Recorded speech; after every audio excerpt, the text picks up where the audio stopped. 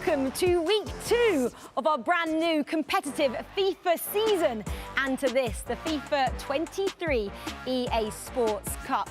Well, last week we were well and truly spoilt. We had teams including the current Club World Cup champions Movistar Riders, a former world champion in MS Dasari, and the most talked about British esports team, FNATIC. And one thing that we've become used to in competitive FIFA esports is the fact that the script was well and truly ripped up. Call me Dracula, the blood flows so coldly. Word on the street, can't nobody hold me. We back in it, ain't no pretending. We here to get it, we here to win it. Yeah, definition of a rider. Get a taste of me, baby. I can make you higher. It is what it ain't. Juice up, full tank. Pop the truck, let it rain. Lights out, it's a good thing. Yeah, what it is, what it ain't. Juice up, full tank. Yeah, pop the trunk, let it rain. Lights out, lights out, lights out. Lights out, lights out. Lights out, lights out. We back in it, ain't no pretending. Well, don't you just love it when the unexpected happens in FIFA esports? That's what happened in week 1, and Mike Clabell was here with us, but Jamie Jimodo wasn't. He's flown in from Australia, obviously a pro FIFA player himself, and he's going to cast his eyes across this time if he's not too tired. Well, if this doesn't show a passion for FIFA esports, I'm not sure what will. It does, it does. Well done you for being here. But Mike, let's quickly recap what happened last time. It was unexpected, like I said. I think Movistar Riders could walk away and say, we got the job done, world champs, of course, but it's completely open for anyone. We've got another week of action. I'm looking forward to it. All the big names, they're on display. Yeah, and some of the big names, obviously, they got the loss as well in week 1. Let's see what happens. This time it's Group D, Jamie, isn't it? We've got 5 more competing teams. If people don't know FIFA esports, who should they be looking out for? Well, there we go. We've got a nice mix of teams and players that have played with each other before in Man City and Team Heretics, but with FOKUS, AJAX and PSG, we have partnerships that haven't played with each other outside of their national team, so it should be a good watch. Yeah, absolutely should be some great teams in action there, and we've been speaking about it a bit. Team Heretics, obviously they were 2v2 champions in this very studio this time last year. The Team of the Season Cup there, so they got a title, but there are plenty more teams at their heels, and we can chat about a few of them as they walk in, of course. So I mentioned these two, Hidalgo and Matthias. They probably were a little bit disappointed with quarterfinals though at the World Cup. And you see DullenMIKE, we always see in action. Now with a new teammate, with Musti, also a new team. PHzin and Resende will be looking to replicate their form from the E-Nations Cup.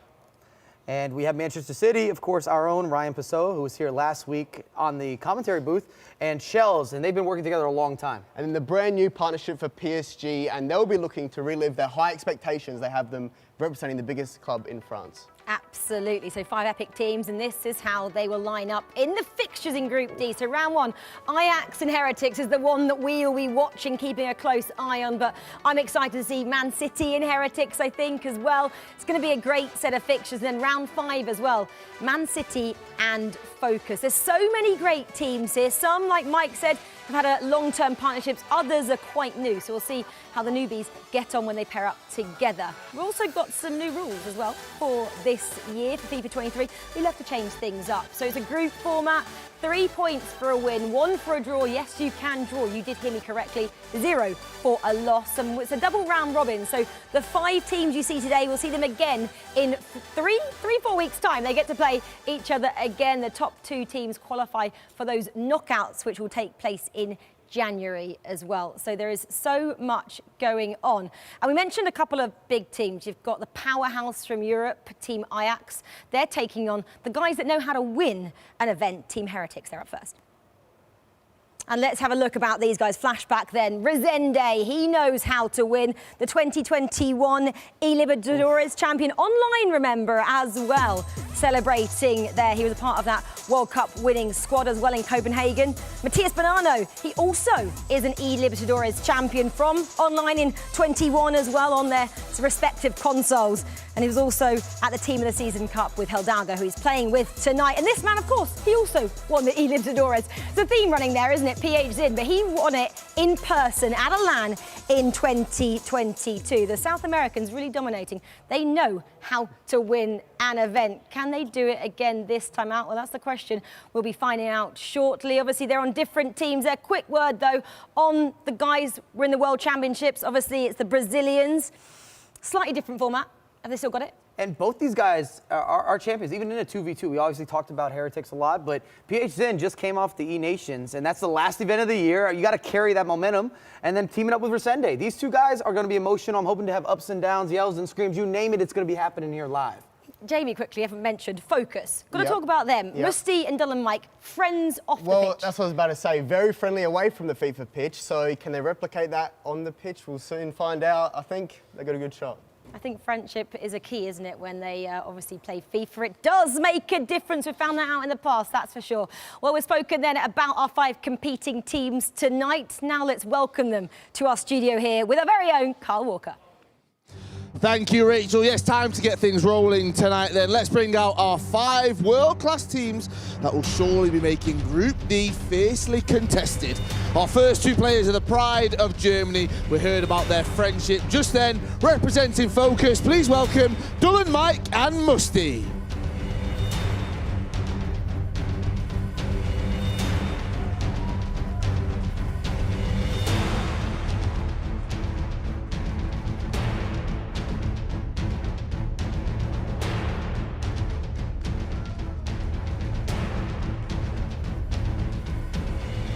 The next team making their way out to the pit are the UK hometown heroes representing Manchester City Esports. It's Ryan and Shellzz.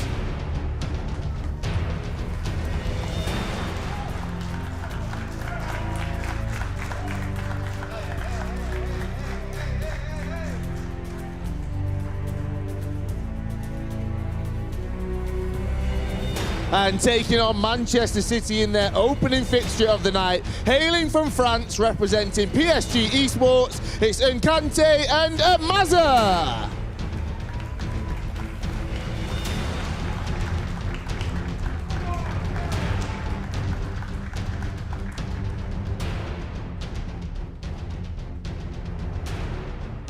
Next up, bringing their Brazilian flair and undeniable FIFA skills to tonight's action, representing AFC AJAX. Please welcome Resende and PHzin.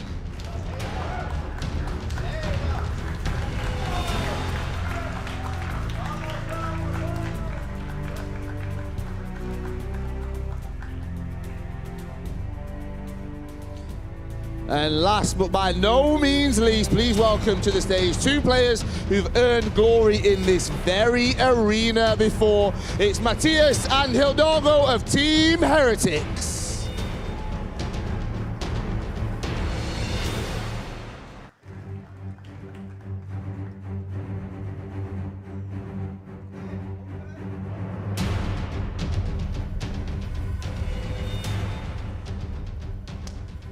Now, it's good to see both of you here back in London. New game, new season. Talk to us. How have you prepared for tonight, the first of a very exciting competition for both of you? De nuevo aquí en Londres, una nueva partida, una nueva temporada. Cuéntenos cómo se han estado preparando. Bueno, nos hemos preparado como siempre hacemos, ¿no? Confiando en nuestro juego, confiando en nuestro coach Edu y en las indicaciones que nos hace para mejorar y dando nuestros tips, ¿no? Y bueno, al final dando como siempre el 100%. Same as we've been doing, relying on our skills and giving out 100. Now, it was a very successful season last year. How do you build on that? The pressure that comes with that success as well to make sure that you do the same this season. Tuvieron una gran temporada el año pasado. ¿Cómo gestionan el estrés para esta temporada? Bueno, esta temporada esperamos hacer más o menos lo mismo, repetir ese título que logramos conseguir en la temporada pasada y bueno, poder llegar al Mundial también en este caso. We hope to do the same we did last season to retain that title and carry on. Well, tonight could be the start of that and the start of a very exciting FIFA 23 season. I'm looking forward to it. Everyone watching is looking forward to it. You guys can make your way to the pit and head on in to get prepared. Right, there's 1 minute 30 until our game gets underway, until the start of tonight's action here at the EA Sports Cup. So let's throw it over to two guys that will take us through that first game, Richard Buckley and Brandon Smith. Thank you very much, Carl. And yes, welcome back to the EA Sports Cup. Week 2, we're back in London. I'll tell you what, this is just the start of this new journey we're on for the FIFA 23 season. Last week, Richard, we had quite the treat coming into this new tournament, this new format. 33 goals we saw, and across the 10 different games of FIFA we saw, we only had 1 0-0 draw. So if you like goals, you're in the right place. If you like football, you're in that place as well, because this Group D, Rich, has got 3 football giants in it. Yeah, I mean, not only that as well, but if you look at the FIFA achievements from the players that we've got here, we had 3 major 2v2 tournaments last year. 3 of those players who lifted silverware are competing right now with PHzin and obviously the 2 Heretics boys, Team of the Season Cup and E-Nations Cup respectively.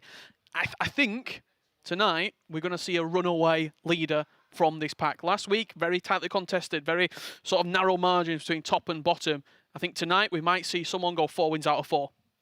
It's a big statement. I mean, I'd love to ask which team that would be, but that might be putting you on the spot a little bit too much there. How this is going to be working today, we've got 5 rounds of FIFA for you coming your way. It's best of 1 games. There's no 2-legged games, so these are quick fire rounds, which will change the play style of all the FIFA esports you're going to be seeing on display. Our featured and our focus matchup will be Team Heretics up against AFC AJAX, which that in itself is one hell of a game, and that one on your screen, speak about Champions League ties in world football. How about this one in the FIFA esports landscape, the FGS landscape?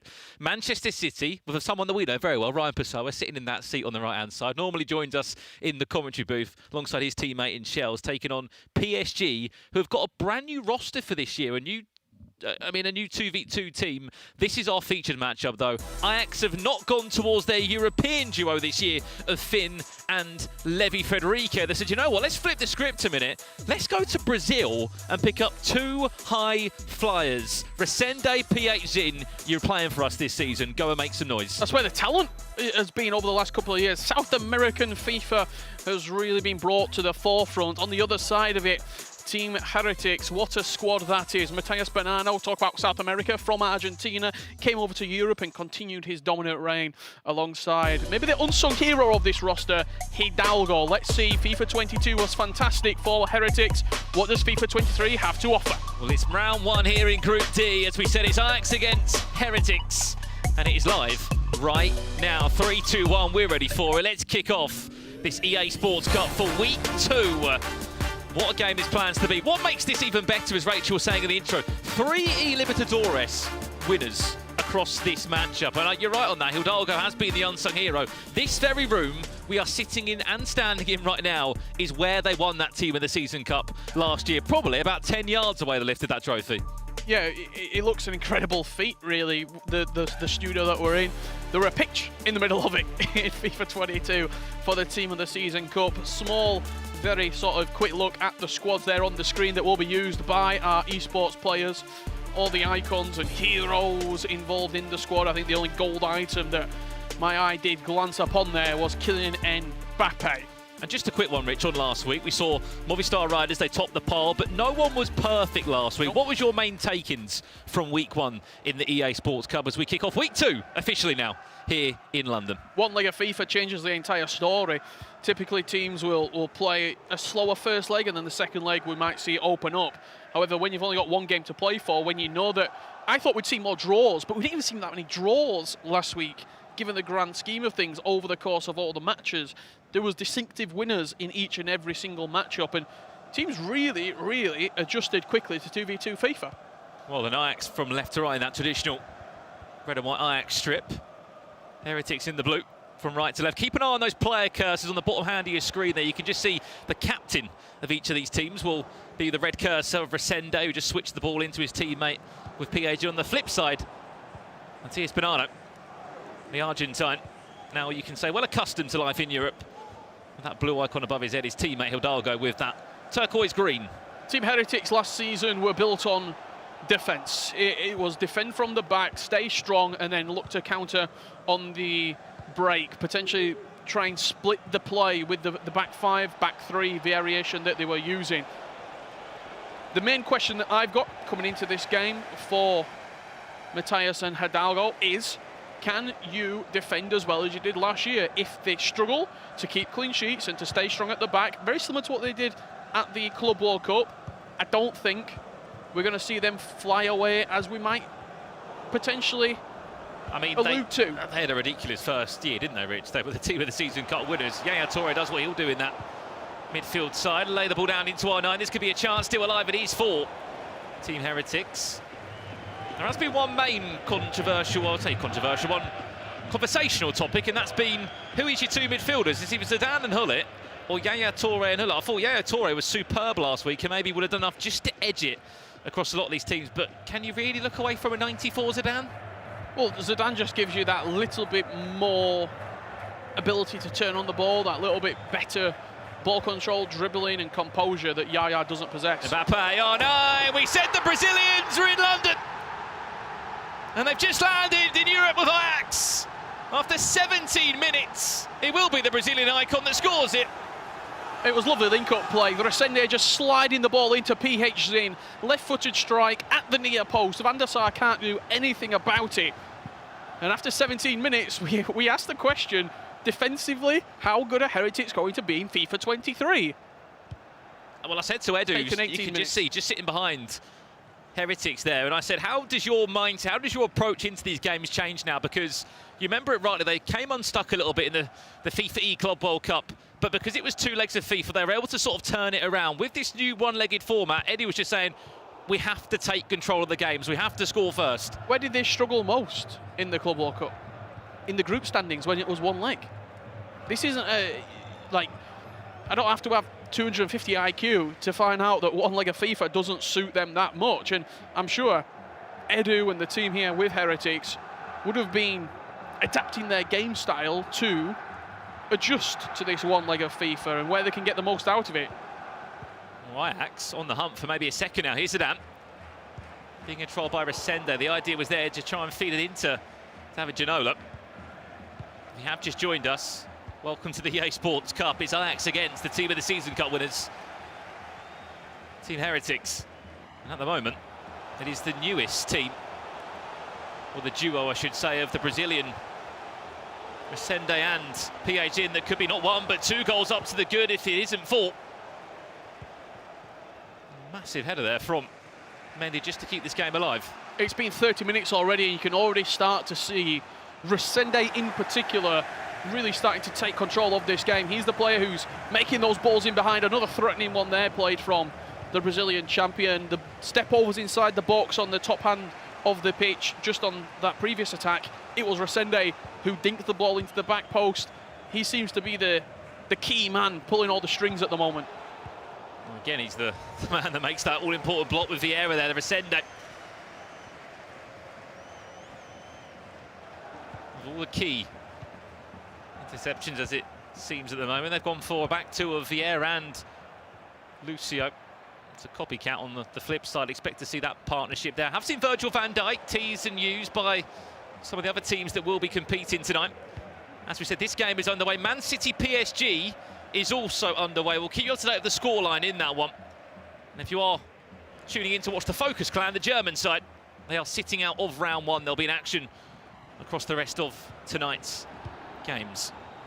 If you'd have told me about 24 months ago that Resende and PHzin would have been on the same team after the wars that they had in FIFA 20 in South America, I would not have believed you. But unless it was for a Lucio tackle there, PHzin could have been in to make it 2-0. You could argue, Richard, they played against each other in one of their biggest ever matches in South America in the Libertadores final, where Resende did beat PHzin a year later. PHzin was able to bounce back and win the event. If memory serves me correctly, PHzin knocked Resende out of qualifying for the E-World Cup not too long ago. However, this time round, they've had to put that aside and go, look, we've got to be a team this year. What a team it is. Heretics now looking to claw away back into the tie. 3 minutes away from half-time. Again, great defensive display there from Cafu. That was controlled by Resende. It just seems to be defensively getting a few more of these tackles right. You see the confidence that they're playing with at the moment as well. They're aggressive, they're stepping out of the defence. They're happy to sort of put the pressure really on Heretics, the two Brazilians. As you start to think about what's said in those two particular camps, 45 minutes left to play. Matthijs Hidalgo with Edu behind him, often regarded as one of the best brains in FIFA esports, is the one in the white just there behind. When it gets to a stage now, Rich, half-time, one-legged game of FIFA, that there's going to have to be a plan B there. We're going to have to see potentially a change of tactics here. You can just see the pit, as we're calling it here in London at the EA Sports Cup. That's one half of it. On the opposite side, Man City and PSG are currently going head-to-head. I believe that one is also near half-time. I think it is in half-time, just looking on my left shoulder. I don't see any movement from Ryan and Shellzz. They've got a very special guest behind them as well as the coach. I'm sure we'll get you a shot of that very, very shortly indeed. But you know what, I'll spoil it for you. Marcus Gomes, he's travelled about 30 hours. He wasn't the only Aussie to come to London, was he, this week? With the layover. He flew yesterday. He's coaching today. He leaves tomorrow. I said to him, Marcus, you've flown longer than you're actually going to be here. Do you know what he said to me? Richard, I couldn't miss a FIFA LAN. They feel different. Jet lag disappeared. Well, he's been working, hasn't he, with the City boys coming into this tournament. We said we'd tease you with it. Here's the game now. And potentially, you might be in time for a goal. That's live as it stands. That's PSG. Kicking from left to right in this second half. They've won a corner. They look to play it short. We'll just stick with this one for a second. Here's R9. Building nicely. Nkantee trying to cook up something in the box of his teammate. Amar will jump back to this game, though, for the time being. There has been a small change. Hakimi has come on. It's a player that Heretics absolutely love using. His Team of the Year item last year was a staple in their team for many months, even towards the latter stages of the year. Well, to me, that signifies the press is coming sooner rather than later. He's just got a little bit more legs than Cafu. He can push you a little bit higher up the pitch, and to be honest, I'd rather him be on the ball than a Cafu at right back.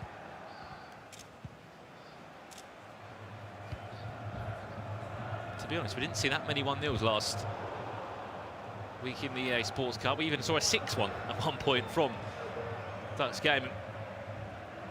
You couldn't have predicted the results, though, last week. Oh, of course. You lose 3-2 and then you come back and win 6-1. Like, it's not... Oh, no, and this could be two, Richard. It will be. Mbappe will double AJAX's lead. And there might be people that will sit there and go, look, these are Team of the Season Cup champions. Yeah, that was last year now. It's a brand new game for this brand new duo. They're 2-0 up and they're on the way to their first 3 points in this Group D tonight. And it's all come from a throw-in. I don't want to say that Heretics switched off, but it certainly looked like it. The space down the wing was there. And then just a really simple recycle of possession, near post strike.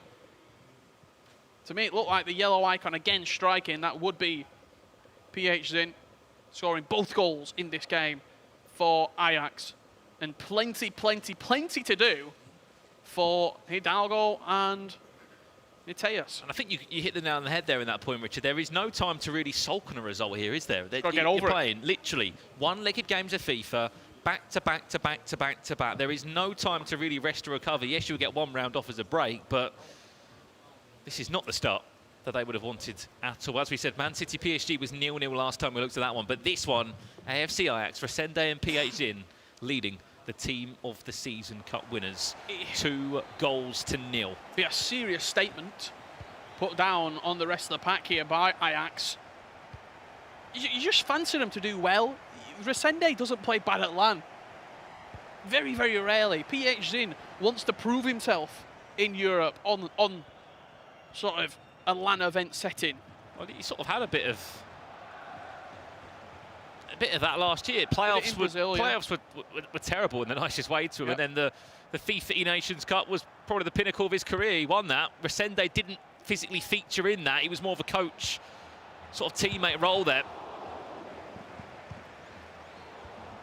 But as a duo, they can cause problems. And you're right, Resende's in those pack of players, Richard, that you can honestly say, get him on LAN, he will make FIFA E-World Cup finals for you. He will make Team of the Season Cups. He will make multiple events. He played in the Team of the Season Cup last year for Inter. Maybe they're looking for a third. Jarzinho. New foot hero this year. From distance, says Zinedine Zidane. He fancied a hit. Timed it green. Stung the hands of Edwin van der Sar. I think because it came so late in the season, that FIFA Nations Cup win, it sort of went to the back of the mind a little bit coming into the FIFA 23 season, but all of that Brazil national side will be coming into this iteration of the game with so much confidence. Could it be 3? Towards the back post, it shall go. Vieira was waiting patiently for it. Fresh Lacy Sabio comes on for Heretics. Have they got enough time, though? They need 2 goals towards the back post. Surely there's one! No, he's timed it red! You can't do that when a chance falls to your feet.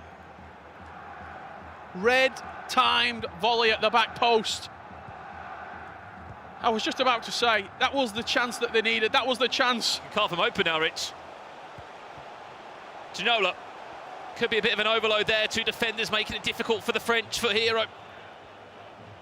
He does so well to get around them, though. That's Resende. I mentioned it in the first half. The creativity seems to be coming through Resende at the moment. On the other side of it, Heretics have really, really struggled to create anything of any sort of quality other than that big chance that fell to Eusebio at the back post. Yeah, well, I think there's been a goal in that PSG Manchester City game. We've heard a few roars. As soon as we can, we'll get over there and share where that goal has gone in. It sounded like an LA to me. Chance for 3. Oh, no! Great save, van der Sar. As much as Heretics are going to have to press to get 2 goals, naturally, the gaps will start to appear in Ajax. We're looking towards a goal difference bonus here. Mbappe, good feet. De Bruyne tries to defend for Heretics. The ball just bouncing around, not really finding its way forward. This time it will. They've defended really, really good in this game, whether it's Resende stepping up or whether it's PHzin stepping in. That's the goal on the right-hand side of your screen for Paris Saint-Germain. Arnhem Ronaldo was the scorer of it as we jump back to our featured matchup. Free kicked. I can't tell you how big of an outing this is for PSG as well. They are a staple in world football. They have been a staple in FIFA eSports. Not in recent years, though. We're talking FIFA 17s, FIFA 18s, FIFA 19s. They have been lacking sort of being on the big stage for quite some time, Rich. And I was speaking to both the players, Amar and Nkantee. I said, look, we're nervous. This is our first LAN. What a way to start it. Not only your first LAN, but also the pressure of representing PSG, the French legends, and not often throw that term around loosely, but they are legends of that French FIFA scene that have represented PSG in the time. Look who's played for them, Rich. Yeah. Dax, Aga, Rocky, Menika. The list goes on in terms of players from Europe, especially. Great start for them. Again, that one's in the second half. We'll see how it does end. Deflection has worked out well. Mbappe could make it even worse. Resende, brilliant feet. Deserved the goal. Beautiful play once again. The step overs creating that little bit of danger inside the penalty box, putting that seed of doubt, should I say, in the mind of Heretics. Anyone would argue though, Rich, 7 minutes left. That's 3 points on the board, isn't it? And look, when we talk about Heretics, game style and sort of the game plan coming into it, we knew that if they keep a clean sheet, there's always a chance to get a goal, to nick a goal as the game goes on. However, if you concede first, as Team Heretics, we know that the way the story goes. We've seen it written before. And all Ajax have done is reread it. They've just read chapter 6 again. Oh, how to beat Heretics. Score first, keep the pressure up, knock them on the counter. And just a very wise appointment on the side of that. You can just see the man sitting between Resende and PHzin. Nick de Hamer has been a sort of past FIFA pro in his time, had years and years playing for FC Groningen, played in Eredivisie, was involved in the national team set up in the Netherlands. He's been brought in as an esports manager, a coach for Ajax, and whatever he's been doing with those players so far, he has been working wonders. 2-0, 6 minutes left to play. What a start to life in Group D in the EA Sports Cup. There could be a chance. Mendy's offside. If anything, Ajax just see this one out now and get your first 3 points. I think a clean sheet is important here for Ajax to once again build on that defensive sort of stability. The group could go down to goal difference as we go into week 2 of this really important set of Group D matches that are coming up in, 4 weeks' time. So goal difference will be important, and having that ability to say, look, it could even come down to head-to-head, and if you've got a 2-0 win over your nearest rivals, you'll take that all day long. You know, the only annoying thing now for AJAX is they're actually sitting out around 2. They'll be buzzing to get going after that result. I actually went back into the practice area probably 2 hours ago, 2.5 hours ago. 4 teams were sat practicing. I looked to the right-hand side. Where's AJAX? Someone just said, I don't know who it was. They're just chilling. They're just relaxing. They've done all the preparation they need to do. 2-0 win against Heretics in the opening game. What a start for PHzin and Resende. 3 points on the board in Group D, and for Heretics, it has not been an enjoyable return to London, the place where they were crowned Team of the Season Cup winners earlier this year. And of course, last year in FIFA 22. That is a very interesting start, as AJAX will pick up a huge 3 points. They sit out now of round 2. They will return back in round 3 to take on Manchester City as we keep these football matchups coming your way tonight. I think the other 3 clubs in this group right now as well, that gives them a lot of confidence. You can see scoring against Heretics, which means every single game is very, very winnable against them. Well, let's head down to Carl Walker, who's just joined by those winners who just got their first 3 points on the board. Cheers, Richard and Brandon. Thank you so much. Yes, I've made my way down to the pit moments after that brilliant start to the competition for AFC AJAX. Resende, PHzin, I've got to talk to you both. Very dominant display from you. Turn your chair around as well. The audience want to be able to see you guys, okay? Dominant display. How are you feeling? You were relaxing before. You weren't practicing too much. You were just sat back there chilling. O começo foi extraordinário, mas foi muito dominante. A gente viu vocês ali atrás só relaxando, se preparando, mas foi muito dominante. Como é que foi esse começo para vocês? I'm gonna talk English. I think I can.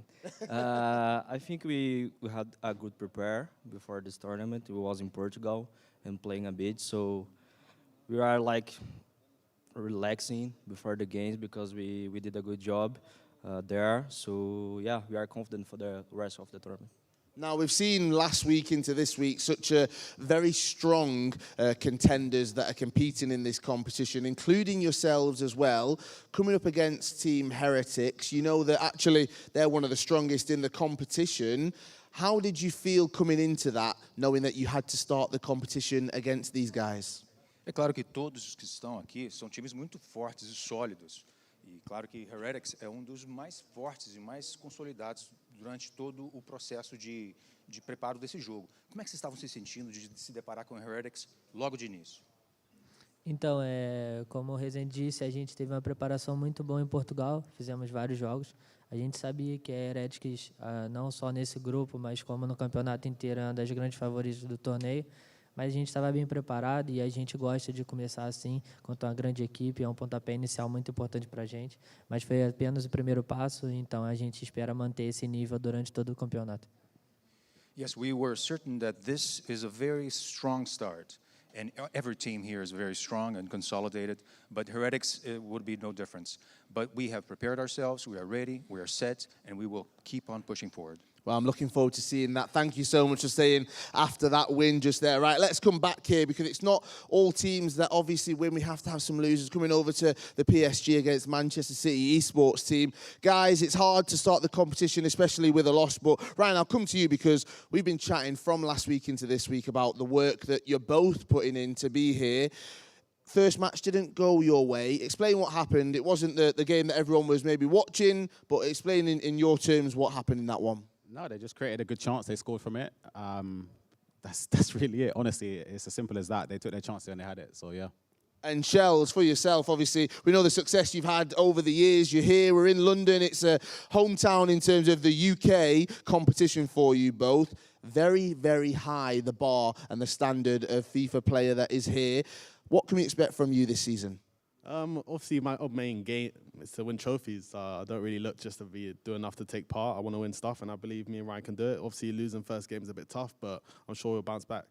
I'm sure you will. Marcus, I'm coming to you a bit later, all right? You're not getting away with it on this occasion, all right? You will now, but later on, I'm chatting to you, flown all the way from Australia to come and coach these guys. Anyway, Rachel, Jamie, and Mike, back to you. Let's break down all of this action that's happening so far. Yeah, thanks, Kyle. It's great, isn't it, to ping pong between the two teams over there. That is why the pit is popping off. It's great to have it. But let's have a quick word, though, on the first matchup. Obviously, we had the team AJAX. I was chatting to them a little bit earlier, and I said, you guys are my underdogs, possibly ones to watch. They said, we love that. We love the pressure. I mean, they performed exceptionally well, especially, Jamie, after they've had that defeat in that Portugal Cup. They've bounced back and were so strong. Well, I was about to say, I think a lot of people would have underestimated them coming into this matchup, but if anyone underestimated them watching that performance, it never looked like they were going to lose that game. And in the end, obviously, it was a dominant performance. Yeah, super dominant against a team that know how to win trophies in this very arena. But Mike, you're going to break that one down for us now in this, the analysis presented by PlayStation Tournaments. Just how do they do it? Let me walk you through it. I thought you'd never ask. And we're going to take a bit of a look at their opening goal. And it's a lot of classic and simplicities, and I always talk about the importance of the intangibles here. You have the splitting pass, and you got to attack the center back. So when you get in this 1-2 position with Mbappe and Ronaldo, you see two manually controlled center backs. Therefore, that tells you we got to try to pull one of them out of position. And that's exactly what Mbappe does. They're the overlapping run. Everybody's onside, of course, from the fullback. And after that, kind of as Jamie was saying, we knew that was always going to be the winner, maybe worst case a draw. They always looked more likely in comparison to Heretics, who got off to a bit of a slower start. And I thought that they did a fantastic job negating Heretics because they really come in as the favorite. Well, I think it was their press as well. Heretics are known to be able to be really good at dominating the game, dictating the play, but every time Ajax lost the ball, they just won it back straight away, and then we're on the attack. Yeah, and Heretics had possibly one chance, didn't they, towards the 80th minute mark. Couldn't convert that one, so it did finish 2-0 then to Ajax. Let's move on then to the other match, which was taking place on the other side of the pit. It was this one. It was obviously Man City taking on PSG. Sounds like a bit of a Champions League night, doesn't it? And it pretty much was. PSG, though, getting the goal. As we see, it's just about to go in here. 83-4 minutes on the clock and just came undone for Man City. And Ryan there just said they're a bit unlucky, didn't really take their chances. One leg though, we saw it last week. It's really hard, isn't it, to make an impact if you're not quite on the button.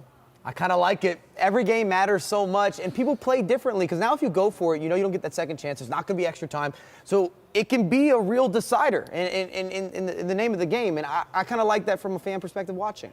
It's a tough one, though, in your first game, Mike. There's 7 minutes to go. You're kind of settling for a draw, and then you either get a loss or a win.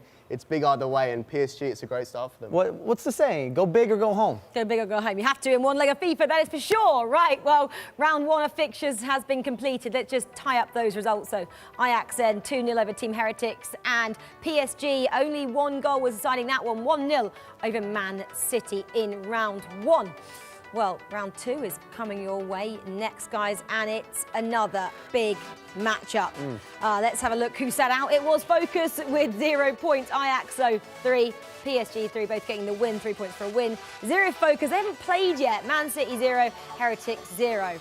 FOKUS, though, they sat out. They are going to be in action next. It's a big matchup for them. Will they be a bit rusty after sitting out, boys? Yes, no? Yes, but I think they'll be fine. I also think yes. There's a difference between playing an online warm-up and then playing an in-person LAN event warm-up game or real game. Well, it's pretty warm in here anyway. I could probably take the jacket off. Anyway, let's see if they are warm for this fixture, which is coming up for the guys after the break. We're going to see FOKUS in action there, Musti and DullenMIKE. Friends off the pitch. Is the friendship going to translate into results? They're taking on PSG there. It's going to be epic. Yes, they want you to make some noise for these guys. It's the biggest team in France. PSG taking on FOKUS after this break.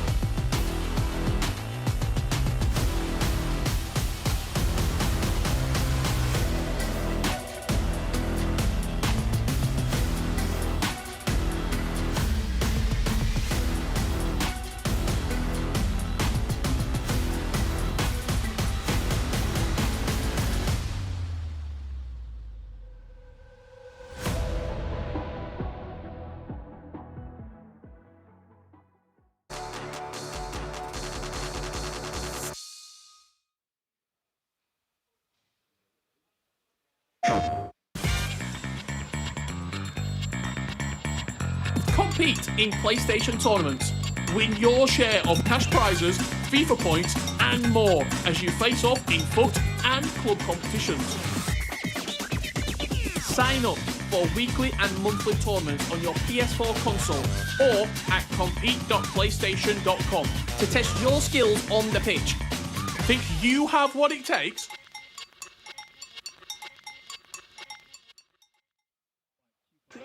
Well, welcome to the EA Sports Cup. We're back live in London for our second week of the action. I'm being joined by a very special guest. Lisa Manley, professional FIFA player of PGS ESPORTS, joins me in the commentary booth. We commentated together last year in the FGS 22 season. We're back for more 2v2 FIFA. Welcome to the EA Sports Cup. You looking forward to it? Yeah, obviously. It's a new FIFA, so new meta, so I'm looking forward to see who comes out on top today. And how have you been enjoying FIFA 23 so far? Yeah, I'm enjoying it, obviously playing it every single day to work out how to beat my opponent, obviously work out the meta, and I'm looking forward to it today. Well, you've got plenty more FIFA to watch for those that are watching at home today. We have got 4 more rounds of action. These are the fixtures that are coming your way today. We are up for round 2 of 5. It's FOKUS against PSG ESPORTS. It's FOKUS's first matchup in this Group D. And looking to bounce back are 2 teams, Manchester City versus Team HERETICS. Of course, that will be our second matchup. Our primary one will be the German side against PSG. I'm looking forward to this one. Yeah, I'm actually looking forward to both games, obviously. FOKUS, it's their first game, so obviously PSG just won 1-0, so momentum on their side. Obviously, for the bottom 2, they both lost, so the next game's massive. And obviously, coming up after that, we have got plenty more FIFA in the EA Sports Cup. This is our primary matchup. DullenMIKE against Musty, DullenMIKE and Musty, and Nkantee, and then Amar. They did win 1-0 against Manchester City. I'll be honest, they've come into this Group D. Maybe it's not the strongest of favourites, and that's not me just trying to cause problems and make rumours, but off records and off history, it's their first sort of major LAN event, to be honest, Lisa. And the fact they kicked off with 3 points against Man City, they're going to be over the moon with that start. Yeah, it's a great start, but they've got to keep the momentum going. I think if they come into this game losing it is 1-1, but it's very close. Yeah. Absolutely. Well, on the flip side, the German side of FOKUS Clan, they've brought 2 new players in this year. They still have Mo Alba on their books. They have still got Stylo on their books, who sits just behind us over there, coaching them. They have brought DullenMIKE in, though, a virtual Bundesliga winner, a FUT Champions Cup winner, alongside Musty, who made a FIFA E World Cup back in FIFA 21. They're a good team. They're good friends off the pitch. A lot of people have been hyping them up as the team to beat. I was in the players' room earlier. They were saying a lot of the teams, they're the team to beat. Why do you think that could be? I think it's because how good they are individually. I think to coming together as well, it's massive. But I think they're going to have to work well doing communication, because if they're not really good communicating together, knowing when to press, knowing when to cover, it'll be quite hard. Well, DullenMIKE, as we said, has had a lot of success in terms of his FIFA in the last couple of years. He was one of the youngest players to win a FUT Champions Cup, and since then, he's been to FIFA E World Cups, he's been to the virtual Bundesliga, and on top of that, he has travelled all around the world playing FIFA eSports. Here's a little bit more about his rise to fame in FIFA eSports. This is the first time DullenMIKE has ever gone this far in a tournament. First time he's ever gotten to the 3rd day of a tournament. Attack after attack after attack from the German to R9. One more goal would finish this. DullenMIKE, congratulations. But now I won. It's just feeling is better than ever before. DullenMIKE is the wonder kid out of Germany. It's the voice of an angel. He plays the FIFA of a god. This man is 9-1 up, 10-1 up. Don't score, don't come on, please. DullenMIKE is a man who has no mercy. We're going to have to call this patch the DullenMIKE patch from now on, because it is literally made for him. My name is DullenMIKE. I got the deepest voice, the longest neck, and we're getting the... I'm not stopping today. I'm not stopping tomorrow. Run up the 5 at the back. Well, there you see, a 2-time FUT Champions Cup winner. Just to get your thoughts on it as a fellow pro, Lisa, what has been the key to his success? Because he is so young, he's become formidable within FIFA eSports. And more importantly, he's come into a scene like the German scene, which is so hard to be recognised, now full of 2 FIFA E World Cup champions, Mo Alba and Umit. What's been his key to success? I think obviously the time that he puts into the game, his age as well, I think that's actually massive. And I think having teammates like Mo Alba being able to practice against them. Yeah. Well, he has been superb as we said, in FUT Champions Cups and in FIFA E-World Cups. His FIFA 22 year was also pretty good because it got him a move in the end to FOKUS Clan. He was with Team Neo last year, which was an FGS team. They did play in this very room in London in the Team of the Season Cup. But what got him that move to the FOKUS Clan was this performance here, Lee. So it came in one of the virtual partnered leagues, the major leagues, and it was the virtual Bundesliga where he did play Umit in the grand final. And just look at this result for a final performance. It wasn't 3 or 4, it just continued the goals. It was his first ever German championship in the virtual Bundesliga. What a performance. Yeah, and it shows how good he is. Obviously, being Umit by such a high scoreline just shows how good he is. And I think in 2v2, we mentioned how different it is to being in a solo performance. But I think if these two work well together, it'll be good. Well, let's talk on the flip side of who they're up against here. PSG ESPORTS, as I was saying to Rich in the last commentary, they're a team that have had a lot of success in terms of FIFA 17, they made noise, FIFA 18, FIFA 19. And in the nicest way possible, I will stand here, and they haven't done as much in the last couple of years. There's been a lot of recruitment change, a lot of players have changed in and out of PSG. Yes, they've had the likes of Dax on the board, Manika, Aggie, Rocky across to the other side in the US with Fiddle. AA Megasip out in Doha, Qatar. They've now changed their roster again. Nkantee did re-sign again this year, but they brought in Amar. Is this the year where maybe we see PSG get back to winning ways? Because they're a formidable giant, not just across FIFA esports, but so many esports and in the world of football. Yeah, I think so. I mean, obviously, like you mentioned, there's a lot of good French players in the scene, and I think they started off really well in this tournament. Obviously, only a 1-0 win, but a win is a win at the end of the day. And they was able to secure that against a really good side in Manchester City. Well, let's keep building this game. As we said, it will be on its way as soon as we can here in round 2 of the EA Sports Cup. If you missed the first game, PSG did beat Man City by a 1-0. It's their first LAN event too, which can go either way, Lisa, can't it? It can be really exciting. On the flip side, it can be very nervous. And Nkantee literally said earlier today in the back room, he said, look, I am nervous about today, but getting that win, what would that have done for them coming into the second round? It's huge. It obviously gives them confidence. And we know, Tex, for example, he's really good at LANs, but there's certain players that don't actually strive off LAN events. Some people are better at home. So I think getting that first win gives them the confidence that they need, and maybe they can go on to win this game as well. And obviously last week you were watching the broadcast from home, Lisa. You got to see the first taste of the squads that we're seeing here in the EA Sports Cup. We'll have some teams for you coming very shortly of what PSG and FOKUS are using. Who was the standout players for you last week? Yes, you've got your usual R9 and Mbappe that make a bit of noise, but anyone else that stood out for you last week that maybe is not always that top pick? I mean, there's obviously a few. I think obviously this year with the heroes coming into the game, I think Touré's been a really good addition to people's team. Obviously you can see the team's kind of on the screen there, and it doesn't look like he's there, but Zidane is being used quite often. We saw him actually earlier in the game.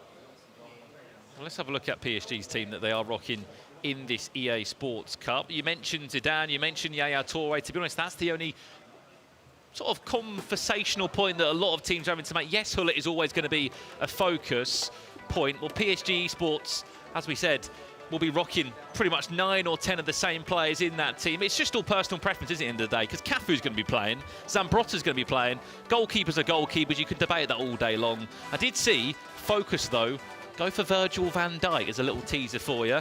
There is the team on the opposite side that have also gone for Virgil van Dijk. No Lucio at the back. That for hero card does get dropped, and in comes Liverpool's finest. Yeah, it's interesting, obviously, not to have Lucio, but as you can see Hullet at centre-back, and you might think, well, why is he there? It's because he goes into centre-mid in-game, and Vieira goes into the centre-back spot. Interesting to see him, obviously, Mbappe being used as a PSG team. Let's have a look on the flip side of FOKUS. Is it the same? It pretty much will be, other than one slight change. Zidane comes in. Now, to put you on the spot, Lisa, Zidane or Yaya Touré, who partners alongside Ruud Hullet for you in your team? To be honest with you, I think Zidane, I actually used him in a competition when I played with Callum Hudson-Odoi, and I scored from about 40 yards out with him. He's very good going forward, and he gives you that defensive outlet as well. So I think, for me, personally, Zidane. And I'll just have a little look on the bench as well. There's one man that's been making headlines in FIFA news, Erling Haaland. It's his Team of the Week item, 89 rated red pick. I believe you had him, actually, and maybe threw him into a gold upgrade, but the less said about that, the better. What is it about him that has been causing so many problems this year on FIFA 23? Expect to see him come off the bench if the scoreline maybe does go in the German side. Yeah, I think it's the fact that he's lengthy, because he's able to go free ball over the top, and it literally goes so far forward, and he's just able to just go onto it and score, and he's very, very good. Well then, for the time being, there are just a few technical difficulties we are sorting out here in London at the EA Sports Cup, which is stopping us getting round 2 underway. While we wait for that to happen, though, we're going to throw it back down to Jamodo, Mike, and our very own Rachel Stringer. Yeah, thanks, guys. We're obviously waiting for the feature match, aren't we? FOKUS, PSG to get underway. FOKUS, remember, they sat out, didn't they, in the opening round of fixtures? If you remember last week, though, Ducks also sat out. I think it was in their first matchup. Atlanta, actually, it was. Correct me if I'm wrong. It did actually affect them a little bit in their first matchup there. Easily their worst game of the tournament. But I'm going to discard that narrative and go, do you think FOKUS will have been watching, and especially because they're now playing PSG, who just won, so they've been really watching and trying to focus on that matchup? Well, yeah, I think definitely they would have been watching that, seeing how they're playing, but it probably plays into PSG's hands that they've come off a good result, because if they're coming up against a loss and then they're playing someone that's rusty, you know, that is probably in FOKUS's favour, but not in this case. I'm going to ask, sorry, Mike, Jamie, one more question while we're here. As the more current pro player, when you are sitting Cheers, Rachel. Sorry, he's been around the block a while, this guy has. About 10 years now, he hasn't been a pro player. That's why I'm saying, How old are you? Jamie No, stop Morrison. that. What is this? If you're watching, though, waiting for the game to restart, when you are fresh, you've just won, like PSG are, surely that's quite nerve-wracking. It's nerve-wracking, and it probably evens it out as well for FOKUS, who have been waiting for so long. So maybe PSG, it's tougher for them to carry that momentum in from the win and try and back it up when there is a bit of a break in between. It's all part of it. Yeah, I mean, we didn't really speak that much about PSG, I guess, in the opening. They're a bit more of a new outfit, aren't they? Well, and as the most current pro player, I'm going to shift the I question. wasn't lying. You're just throwing all sorts of shade today. I will say in this matchup, what makes it really difficult, and I'll see if you feel the same way, is when you're playing in a tournament, there's a very big difference between a warm-up game that's not a tournament match. So you're kind of coming in where you're still adjusting. Your eyes are getting used to the pace of the game, some of the rhythm of the game, and if you're not able to get that or pass that in the first 20 or 25 minutes of the game, now you're really at a disadvantage to start things. And that's why I was saying, even just before, when we were talking about that PSG Man City game, the fact that they could get that late winner, it's a huge difference, Mike. It's 3 points on the board. It's not just one. So now they're coming into this game with even more confidence, and they've got more room to play with. And we're talking about these French players, like you were mentioning. Any submission from the French, I believe in them. It's just one of those nations that has such quality and quantity. We often talk about Germany in the same way, where whoever they're sending as representatives, whether it's from a team or a club perspective or a national team, even if maybe they're not as well known, because we're used to the likes of the Maestros, and we had the DAX for a while at PSG, these are the best guys, for sure. That's how I feel. The people that do know these guys are good. Maybe not internationally, but maybe this is why they're here now, and they're going to show everyone. But one team who think they're pretty good, they think they're the best on paper, is FOKUS Clan, because they said just that when the Group D draw, took place a couple of weeks ago. Who's the best team on paper this year? Die beste Mannschaft würde ich sagen FOKUS. Team FOKUS new this year. We definitely want to see FOKUS being #1. But what a team they've got. FUT Champions Cup winner and Musti in them. We don't want to see HERETICS in our group because they won the cup last year. Will they be able to go back-to-back glory this year? El juego acaba de salir, todavía no sabemos quiénes son los mejores, pero si tengo que decir alguno, son nosotros. We're one of the favourites, we've got to back ourselves. These two have been playing FIFA together for 3 years. They're a great team. I don't think anyone's special, to be honest, so... In France is the best. PSG, Man City, make it happen, Group D. We represent the best club in France. Man City, PSG, it's on. Just another team, to be honest. E-Nation Cup winners just recently signed for AFC AJAX. What a duo this is going to be. It's happening, 3 footballing giants. If you like football, what's Group D? Well, you're here, of course, because you love FIFA and you love football, so you're watching Group D in the EA Sports Cup. I mean, looking at that, all the teams are so confident, aren't they, coming into it? It's not just FOKUS, it's Man City and Ryan there saying if his head's in the game, he'll win anything on any given day. I mean, is his head not in the game there, Jamie? Look, it was a late winner, you know, those things happen, but you have to be confident. There's no point coming into a tournament like this, especially when it is the best teams in the world. If you don't think you can win the whole thing, there's no point in you being here. Two things, real quick.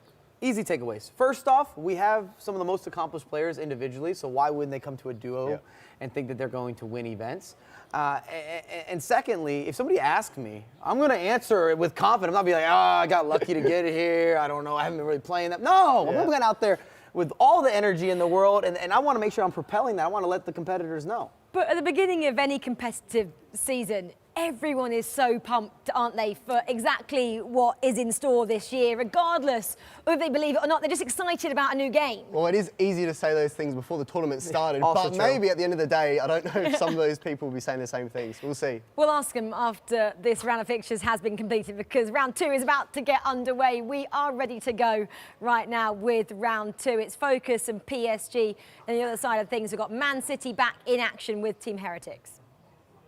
Thank you very much, Rachel, Jamie and Mike. Yeah, great to a little bit of an insight there in terms of just how that Man City team might be feeling, and HERETICS after a poor start here. But this is our featured matchup. As we've been teasing for you, it is FOKUS against PSG, a team that have come off the back of an important win against Man City by 1-0.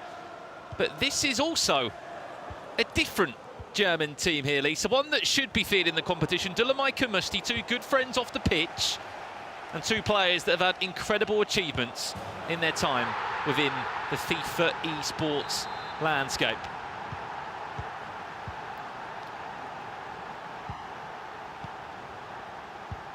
You can just see those player icons above Eva. Player's head there. DullenMIKE will be the captain in this team with that red cursor above his head. Keep an eye on Nkantee as well with the blue of PSG. Travella cross into the box. That was interesting. But just back to the point, Lisa, as I was saying, this German team, they're a duo that have got incredible accomplishments. Yeah, they have, and hopefully today they can bring the accomplishments they've got, bring that confidence today, and come out with a win in their first game, because coming out early, get a potential chance in the first 10 minutes. Mbappe, this is Musty now. Down this right-hand side, looking to cause problems. Well, it does well. That's Amar, not for so long. Jarzinho, DullenMIKE, that's an early start for the German duo. And I was talking about confidence and getting that goal very early in the game, and Jarzinho, obviously a new icon this year, the 90 rated version of the card, and DullenMIKE gets the early lead for his team. Well, there's also a goal in the other game that's taking place right now between the two sides that are desperate to kick off things for a win. Which way has the goal come? It's come in the way of Manchester City, and it's a great goal there from Ryan Pissarro, I believe, that red player icon above his head. Arnau Ronaldo making the goals fly in. 10 minutes in across both games, we've got goals. Yeah, goals are flying in for both teams, and obviously for City and Ryan, massive confidence boost, considering they was 1-0 down in the last game and ended up losing in the 83rd minute. So getting an early goal settled the nerves a little bit in that game. Especially if they can get a result also, Lisa, against a team like HERETICS. That will certainly get them back onto winning ways. Here's Pele. DullenMIKE dancing in the box, quite literally dancing his way to goal. Will Pele make it two? Yes, he will. 60 minutes on the clock. FOKUS clan look alive and breathing in London. Wow, wow, wow. What a goal that was as well from DullenMIKE. I mean, ball roll scoop, traditional skill move we see every year, but the new skill move obviously being added there by DullenMIKE, and I mean, what a finish. He's such a great player and showing his confidence. Confidence is one thing, Lisa, but the timing on that, how difficult is that for those at home to get that right, and the timing of it at this level? Yeah, it's very hard. Obviously, one slight mistake, maybe even delaying it by a couple of seconds, and it's not going through. And it's quite hard to defend something like that, because you don't want to dive in and give away a penalty. 2-0 down our PSG. This is a gift for Pele. Great piece of goalkeeper movement there. There's Edwin van der Sar. Was able just about to read that. Really well done. Yeah, we talk about timings, and the goalkeeper movement there was amazing to be able to win that. Slight movement too early, and they shoot the other way. Mbappe try and do his best for PSG eSports to get them a goal back. It was one of those, though, wasn't it, where there was just maybe a bit too much time for Pele to think about it. Great piece of goalkeeper movement from van der Sar. And FOKUS clan, we're looking for blood. They're looking for a third goal. Explosive start, will it be even more? DullenMIKE makes it 3. He is the man that's scoring all the goals in this FOKUS team. I don't like to say it, but that was a massive, massive mistake, giving away the ball there so cheaply, and that's the sort of pressures at it being a LAN event. But 3-0, they're not complaining. DullenMIKE on fire, but they're working really well together. On the flip side of this, Lisa, PSG 3-0 down. In what, 20 minutes we've played here? This is one leg. This is one game of FIFA. Let's be realistic here. The chances of turning this around. Well, I know when I play FUT Champs and I'm 2-0 down, I sometimes think I'm coming back. But against a team like this, 3-0 down, I mean, they've got nothing to lose in terms of just trying to go for the game. Doesn't matter if you lose 6, 7-0, you just got to try and get back. Get that early goal in this game.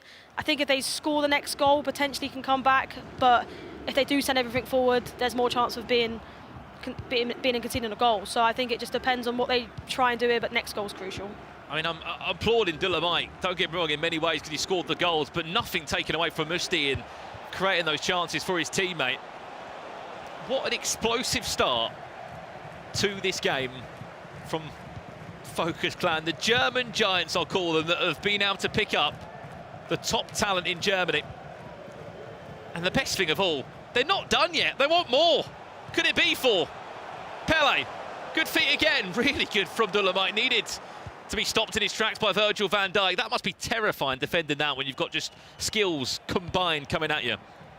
Yeah, exactly. And with everything that you can do this year with the new power shot and also the Trivela shot from outside the box, you don't know what to do. You need to press them, but if they do a skill move like that, it's just really, really hard to defend. So against DullenMIKE, it's going to be really hard, but a potential chance, but defended really well. Good hustle from Pele. PSG crying out for just a way back into this game. Hullet, can he be the hero to do that? No, he can't. Cafu defends it well. And as that's offside, there's been another goal in Manchester City against Team Heretics. It's gone the way of the Team of the Season Cup champions, and that's a goal back in the game for them. 32 minutes on the clock. Zidane with that all-important equaliser. Seems like a great game we're watching over there. Obviously, that'll give Heretics a boost as well. Obviously, losing the first game, now 1-1. Pele fumbled his lines, has to be doing better there in hindsight.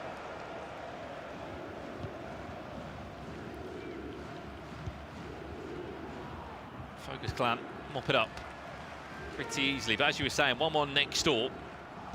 That's the first goal they've scored.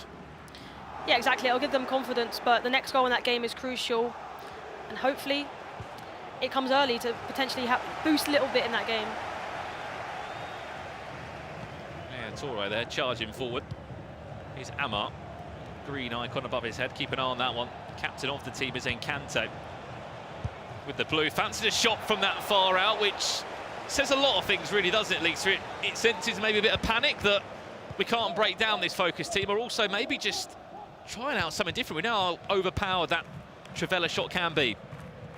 Yeah, it definitely does show panic, maybe not able to break them down, but also, like you mentioned, it's very OP this year, being able to Trivela it from further distance for it to go in. However, it wasn't green, so potential of it going in, not as likely. Oh no, cheeky chip, surely this has to go in. There's a goal back for PSG. Big goal. And so important that it came in the first 45 minutes. Yeah, it's huge. Obviously, getting that goal before half-time is huge. Being able to say that going into the next half, you just need 2 goals to try and get back into the game. But Jarzinho as well, you can see him being used on both sides. And it's not an icon personally that I would use, but he seems to be doing the job. Tell you what, there might be one more chance here. No, there won't. Zambrotta wins at half-time. The storyline is this: FOKUS leading PSG by 3-1. That first 24 minutes, I think, will be reviewed, watched back many times. What an explosive start from DullenMIKE and Musti. PSG did claw back a goal after creating a handful of chances at the end. You said if they score next, Lisa, we could be in for maybe a part 2 to this story. They have scored, potentially game on. Yeah, it's definitely game on. You know, we're probably going to see 60th minute press after the possession loss, and if they get that next goal, 3-2, they're under the cosh. And will they bottle? That's the problem. I'd like to say on the flip side for FOKUS, just score. And that's 3 points for us. They would have been desperate to get their campaign underway in the EA Sports Cup. They missed the first round. They were taking a break. That was their round to sit out on tonight. They are in action. Round 2, 3, 4 and 5.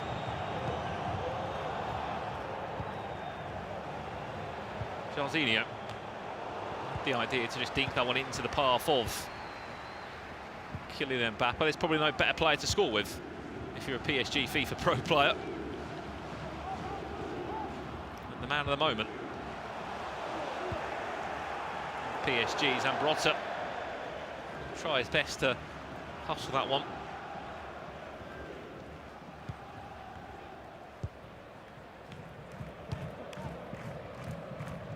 Haven't seen for hero Lucio in this game. Virgil van Dijk preferred on both sides. Is that a pick that you would go for, or would you go for the flip side and take that foot hero?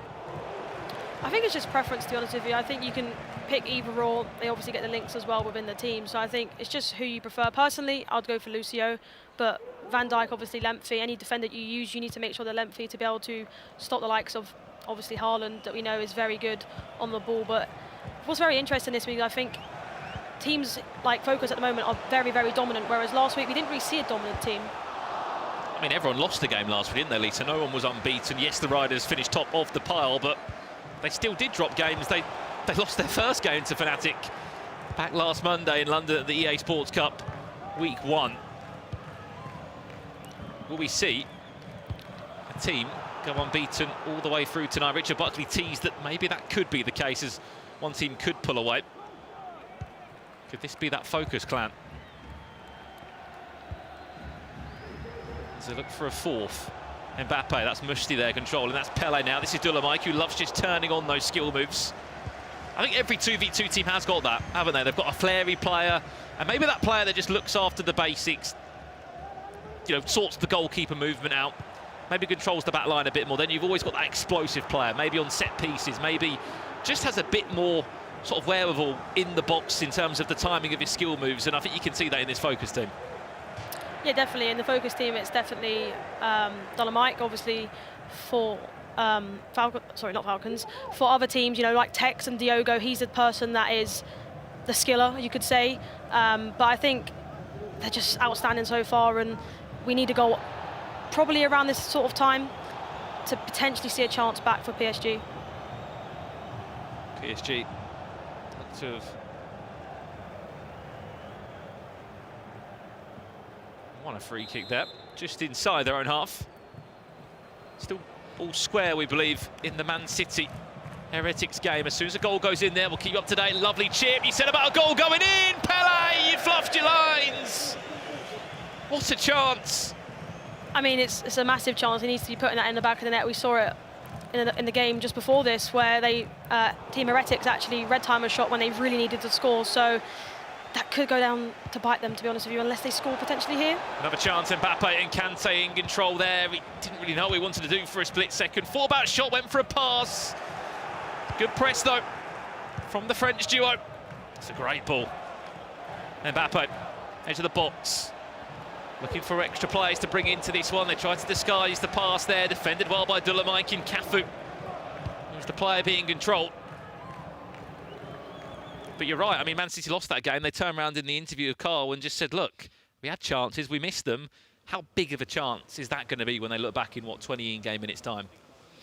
Yeah, it's huge, obviously. If they score there, it's 3-2 in the game. Might not have to go as constant pressure. They could have gone press after possession loss. And now they're going to have to go constant pressure. The next goal needs to be scored within the next 5 in-game minutes for me. If not, I think it's just going to be too hard for them to come back into. Well, on the flip side for FOKUS, surely let's keep the ball, take a few more minutes out of the game, because even if they get to the 80th, 2 goals needed, I mean, we know from playing lots of FIFA, there's not really going to be a chance for them to get that back, is there? Yeah, exactly. With how good they are going forward, you might think they might keep it how it is, just carry on playing how they are, but realistically, it might be boring to watch, but keeping the ball at this stage of how much is on the line, they should just do that, to be honest with you. Well, then both teams ready to get back into the game. 20 minutes left to play. FOKUS are still leading. 3 goals to 1 of PSG. Got other ideas, though, for a mega comeback. David Ginola, the French foot hero, looking to play his part in this. Picks up the ball again nicely. Amar outside the boot. I'm not too sure what he was looking for there. Just didn't quite get it right with Zinedine Zidane. And now they could be in trouble. We mentioned Erling Haaland. FOKUS said he could come on to cause problems. Here's Mushti with Erling Haaland. And it's just wide of the right-hand post. Yeah, massive opportunity there, sort of game, set and match if that goes in with Haaland. We talk about him coming on from the bench, being lengthy, over the top through balls. It's just how he is in this game and what you look to do, and especially with tired legs as well, but it wasn't to be. Maybe could have passed it across the box, but when it's someone like Haaland, you expect him to put it in the back of the net. Cafu, good feet. Referee could pull the one back for a free kick. Here is the free kick. I don't think we'll be seeing a direct shot. No, played short.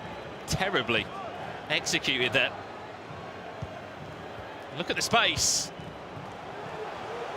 For R9 there is an option at the back post. DullenMIKE just didn't get that pass right as Erling Haaland was screaming for it in acres of space. This is smart from them though. They know the clock is ticking and they're taking more minutes out of the game. 10 minutes left, 2 goals needed for PSG. And look at the gaps that are appearing for DullenMIKE and Musti to exploit. Theo Hernandez all the way across. Erling Haaland was there and Vieira was needed.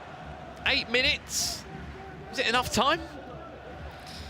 Potentially, if they can get the next goal here and not give it away cheaply. Mbappe, look at the space. Ambrota.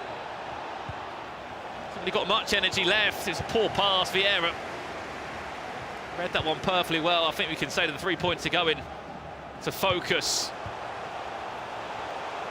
Becker comes on towards the back post. Haaland's there. And Van der Sar able just to do enough. The ball just keeps falling back to FOKUS. They're happy to take more minutes out of the game. It's their first match in Group D. And we can't really beat around the bush. What a convincing performance it has been. 4 goals to 1. And Erling Haaland, the super sub, the man that's causing everyone nightmares in the FIFA world, has just added an extra injury to PSG.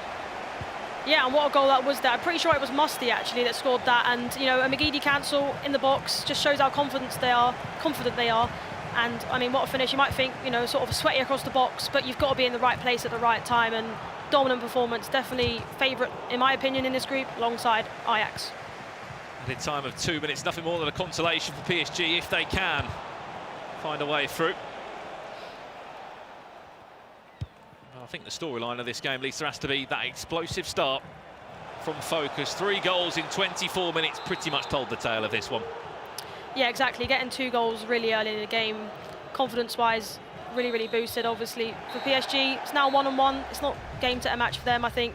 Going into the next game, it's a must-win or potentially not too good looking for them. Yeah, 1 win, 1 loss for PSG. 3 points in Group D, and also FOKUS's first 3 points on the board. DullenMIKE might have got 3 of the goals, but Musti, as you said, chipped in with goal number 4. It's the perfect start for the team that have been feared in this very difficult group here in Group D. We'll give you an update as soon as we can from that PSG Heretics game. It was 1-1, but for now, let's head down to Carl Walker, who's got some reactions from the game we just saw. Thank you, Brandon. I do indeed. DullenMIKE, come and take a step up here for us. What an incredible performance from yourself and Musti as well. I mean, 3 goals in 24 minutes. Brandon said that set the tone of the game. Very dominant throughout.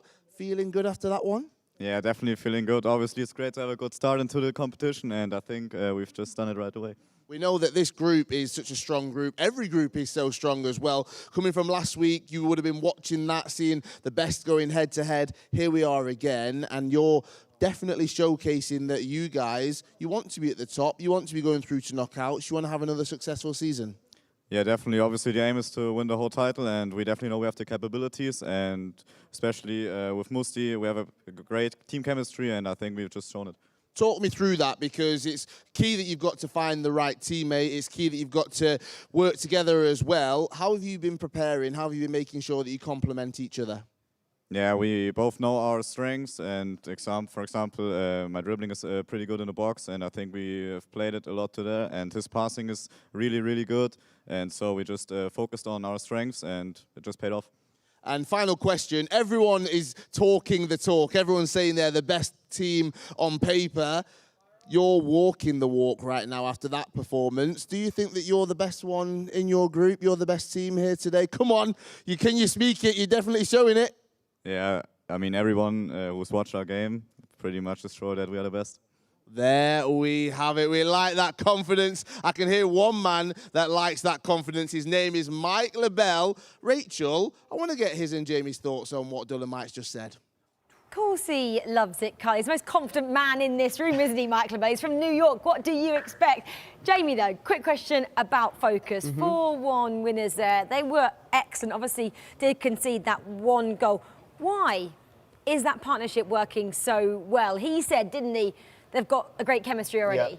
Well, that's the thing. Dullen has talked before this tournament. He said they're great friends. They get each other off the FIFA pitch. And we're wondering, how is that going to work? Is them not playing in the first game going to affect their performance? They scored 3 in the first half. It didn't matter at all. They came out the blocks absolutely flying and they dictated the game. Yeah, they sat out of the first round of fixtures and they came out 4-1 victors in that one. Mike, let's break it down and see exactly how they did it. Jamie, come up with me. We're out of this one. It's an analysis presented by PlayStation Tournaments with Mr. Mike LaBelle.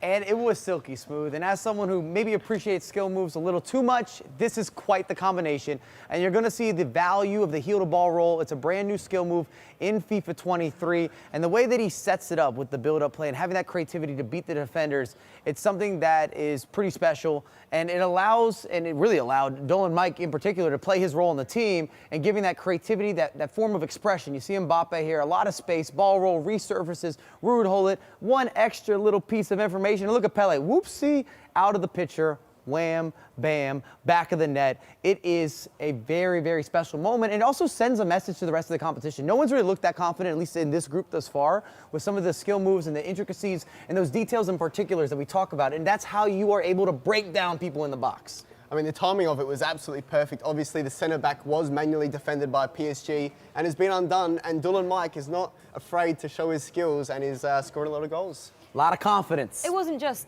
DullenMIKE, of course. Musti is part of his team. They've got the fourth and final goal as well, and it just shows how confident they are when they have the time to put those skill moves into practice, because sometimes we see at these high pressure situations, the skill moves just kind of go to the side and they just do make some mistakes in and around the box. They're not focused, not DullenMIKE. Let's wrap up those scores then from round 2 of those fixtures, because we know what happened in that other game as well. If you drop down, it was 1 apiece full time there. Man City and Team Heretics, they get 1 point each. Remember, they can draw in FIFA 23, and then we just alluded to that one. It was FOKUS 4, PSG ESPORTS 1, and PSG after that one I think will be scratching their heads a little bit. Yes, they got 3 points from their first round of fixtures, but to come undone like they did, Jamie, that must hurt. Well, we're talking about the break, we were wondering if it was going to affect them. I'm not sure if that is the main factor. Obviously, FOKUS did very well to score the goals, but 3 goals that early on, they've got to be wondering what went wrong, and they'll be hoping to fix that in the next game. Yeah, absolutely. Well, FOKUS then, their first match was 3 points. AJAX then 3, PSG ESPORTS 3 as well. Man City and Heretics still on 1, which is so surprising that the Team of the Season Cup champions, quarter-finalists of the World Cup, have 1 point. Indeed it is, and that's probably the takeaway after a couple games here. And they're struggling to score. The only offensive output we've really seen has been from FOKUS this far, but either way, you're looking at the best teams, you expect goals to happen. I mean, it's not like Heretics were the team that scored the most goals last season. However, their defence was on lock, and today, as we've seen, they've been conceding goals 4 in 2 games. It's a lot by their standards. We haven't spoken that much about Man City. Obviously, Ryan Brazoa, one of our own, he was pretty confident last week coming into this, and we always talk about their partnership. They're such great friends. They've got such a long history in esports together. Why isn't that translating in FIFA 23 at the moment? We mustn't forget, they did concede late on in that first game, and that makes a big difference. Obviously, if they get a draw in that first game, they got a point on the board and they move on to the next. A 1-1 draw against Heretics is not a bad result by any means, and I think they'll look to build on from this. Yeah, a 1-goal defeat in the first one, then a draw in the second. It's fine margins at this level, Mike. They're slow starters, and these are the best of the best. We're being very critical. We're looking at some of the best FIFA players individually, and again, some of these guys are really proven even as a collective. They're getting it together. They're putting it together. I tried to get Ryan to come out to football match. He said, no, I'm in training mode, so he has no distractions. I talked to him this weekend. And he wanted to get home early last week as well, didn't he? He was like, I have practice. Shellzz is going to be on me. Marcus as well, I'm sure. Well, round 3 is coming up after a short break. Let's just remind ourselves who is up next. So our FOKUS match, well, it's FOKUS, obviously, in Team Heretics. That will be the one we're keeping an eye on. And Man City will be taking on AFC AJAX as well. 2 big matches. It's crucial for Man City and Heretics, of course, but come back and see if Heretics, the quarter-finalists at the World Cup, can put something past these guys who had that amazing 4-1 victory over PSG just a moment ago. Can those guys from the Spanish outfit Heretics get a result? We'll find out after the break.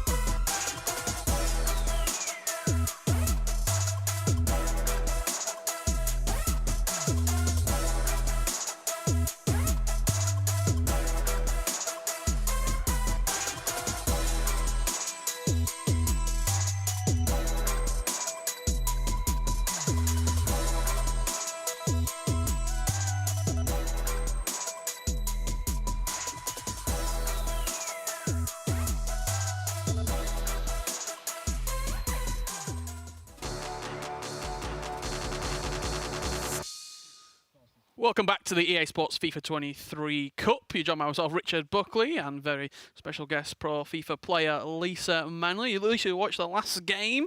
A fantastic performance, really, from FOKUS. We're going to be watching them again now, up against a different beast in HERETICS. What are you expecting from FOKUS? Are they going to carry on, do you think, coming into this next game? Yeah, I think it was like a very dominant performance, but obviously we know how good HERETICS are defensively. So I think if HERETICS can get that early goal, we know they're really good keeping the lead. I think it will be a completely different game to the last one. We see the 4 players on your screen right there. You'll be familiar with DullenMIKE and Musty, having just watched them on the other side of the screen. If you are just joining us, Mateus Banano and Hidalgo. They've not had the best of days so far. A defeat and a draw in their last outing against a really, really tough opposition in Manchester City.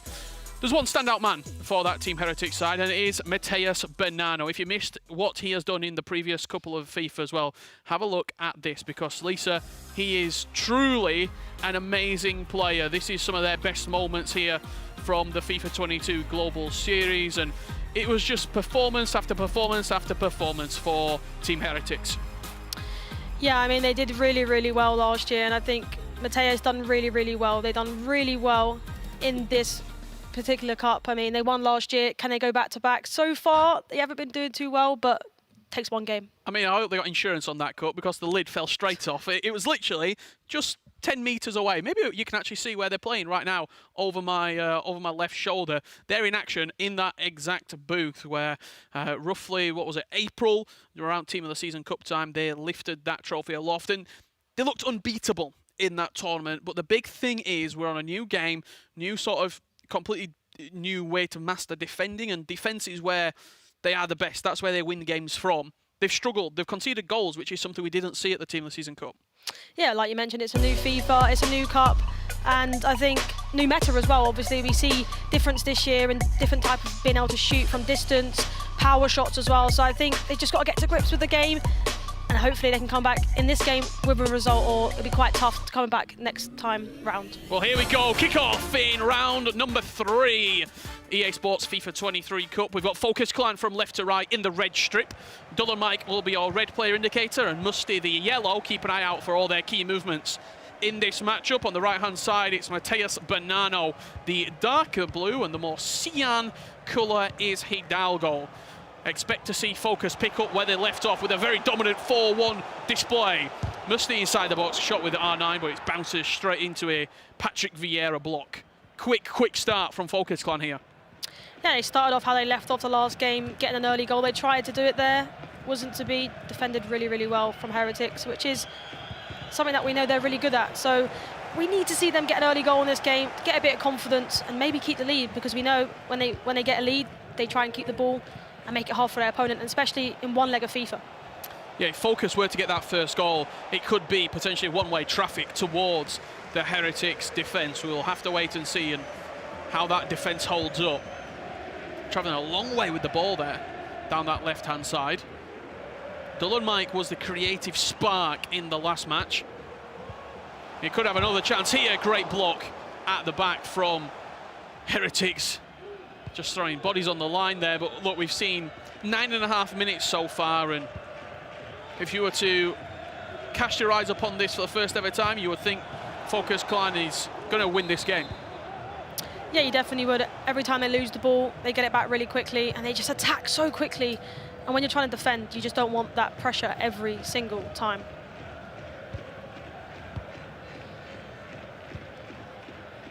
I love the way Jarzinho, he's just that player on the right-hand side. He's got the skill moves, he's got the attacking flair and the ability, but they almost use him as the out ball. If they've got nothing on in the middle of the pitch here, that's where it goes.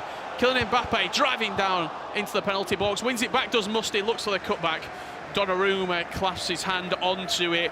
As you know, we have got 2 matches playing simultaneously right now. FOKUS against HERETICS is our featured match. However, a great game between 2 fantastic football clubs is underway between Manchester City and Ajax. There has been a goal between City and Ajax, and this is it. Manchester City with it.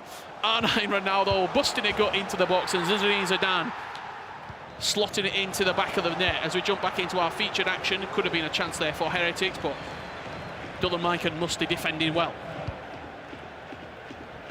And looking at that City goal there, quite fortunate obviously to bounce back to him, but won the ball, just squared it across to Zidane, and that's why you have that type of icon in the team going forward. He can give you the outlet, and it was a simple open goal to put it in the net. If you were playing in this tournament, would it be in your team as that central midfield pivot, probably next to Hullet, or maybe Yaya Toure, Patrick Vieira?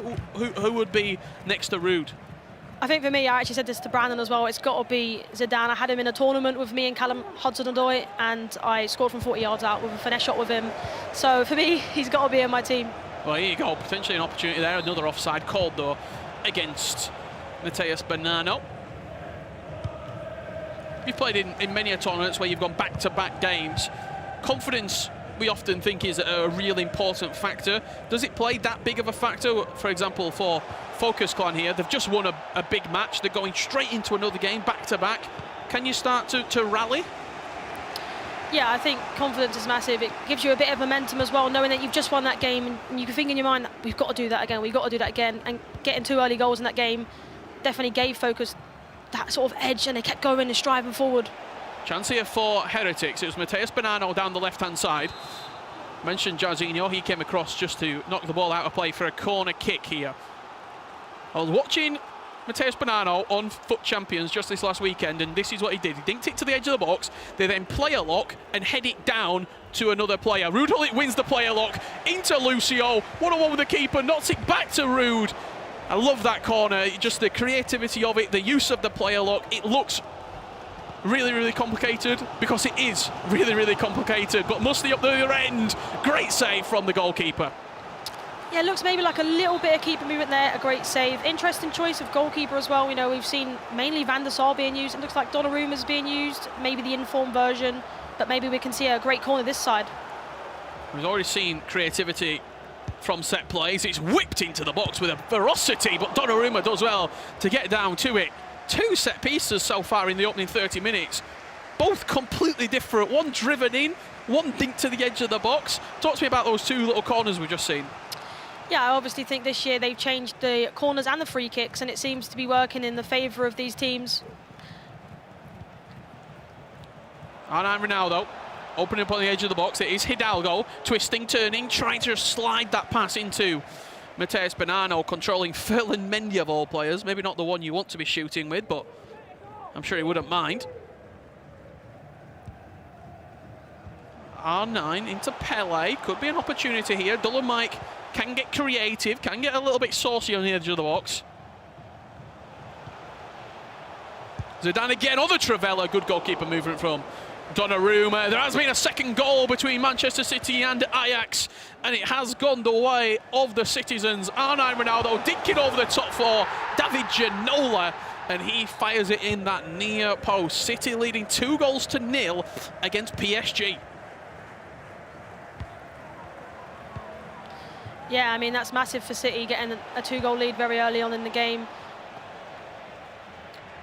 Just that ball fed out wide here to Cafu. Pele twisting and turning with Matheus Banano. Green time shot across the goalkeeper. Beautiful work. The acceleration from 0 to 60, it fell inside the box there, forcing a really, really good save. This has been a fantastic 0-0 draw so far between these 2 sides coming into half-time. It's been end-to-end FIFA. There's been shots on target. There's been a few mistakes as well. Another one creeping in there from FOKUS clan, but just about get away with it. Mbappe wins it back in the corner with Matheus Banano, twisting, turning, waiting for half-time, driving down the byline, but Van der Sar will clutch the ball, and we take a breath. What a 45 we've just seen there. I mean, normally when we see a 0-0, we think it's a boring game, but that is end-to-end from both teams. I think it could have potentially been 2-1, 3-1. There's been so many opportunities, but the corner routines, as we mentioned, from both of these teams have been really, really good, and the player locks as well being used. I mean, perfection from that one, but unfortunately it fell to Lucia of all players from the fall down there from the corner, but I don't even know who this is going to go to. It's so close. I mean, in the opening 10 minutes, it seemed as though DullenMIKE and Musty were going all out. If they'd got a goal, potentially, we might have seen the sort of distance between the two sides separate. However, 0-0 at half-time. There's been plenty of goals between Manchester City and PSG as we approach half-time, and to me it looks like Paris Saint-Germain, or Ajax should I say, apologies, Ajax and Manchester City levelling up the score, 2-1 there. Just a slip of the tongue. No slips in this game thus far. 0-0 the scoreline between Heretics and FOKUS. You've got a coach in there between the two players. 0-0, but you've played well. How much impact would you want him to have at half-time? I mean, for me, when I have a coach, I feel like for them, I don't really like them speaking during a game. At half-time, I'd like them to tell me maybe what to change, what I'm doing really well. It's not always good to just know what you're doing well. You need to know what to change. Maybe you change tactics, change different formation.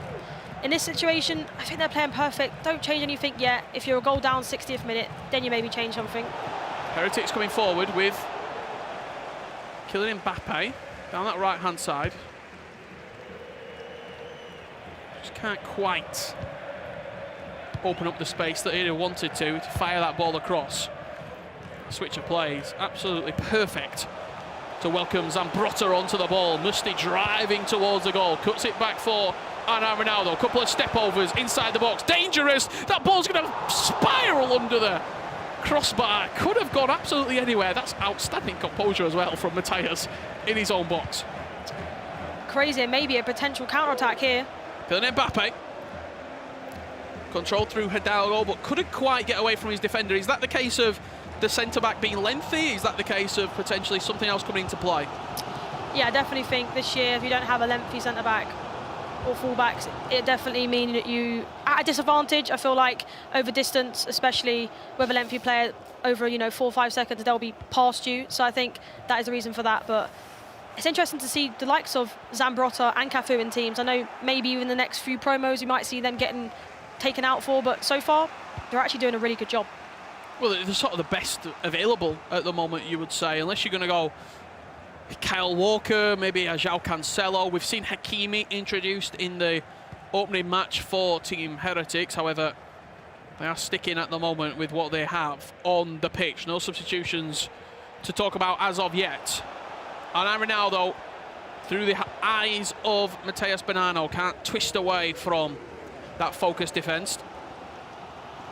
A lot of time on the ball there, and they've loved this left-hand side through Zambrotta in this second half. Couple of switches of play over to him and trying to let the Italian potentially become creator. Just a really, really even game. I think that's the best way to describe it at the moment. R9 Ronaldo through Musti, driving towards goal. It's off the bar! I mean, like you mentioned, I think they're cancelling out each other. They're both just as good as each other. I mean, a great shot there. I mean, you'd have been quite unfortunate for that to go in with how far out it was, but that does happen in FIFA. Sometimes you do get that lucky chance that does go in the back of the net, but a great ball. What a switch of play that is. Switching from right to left. Ferland Mendy getting forward here from left back. Heretics looking to link up. 50-50 ball goes the way of FOKUS, and once again you see Pele, R9 and co streaming forward, red shirts flying at this Heretics defence. Traveled into the box from Jarzinho, but Ruud Gullit under Musti's control can't quite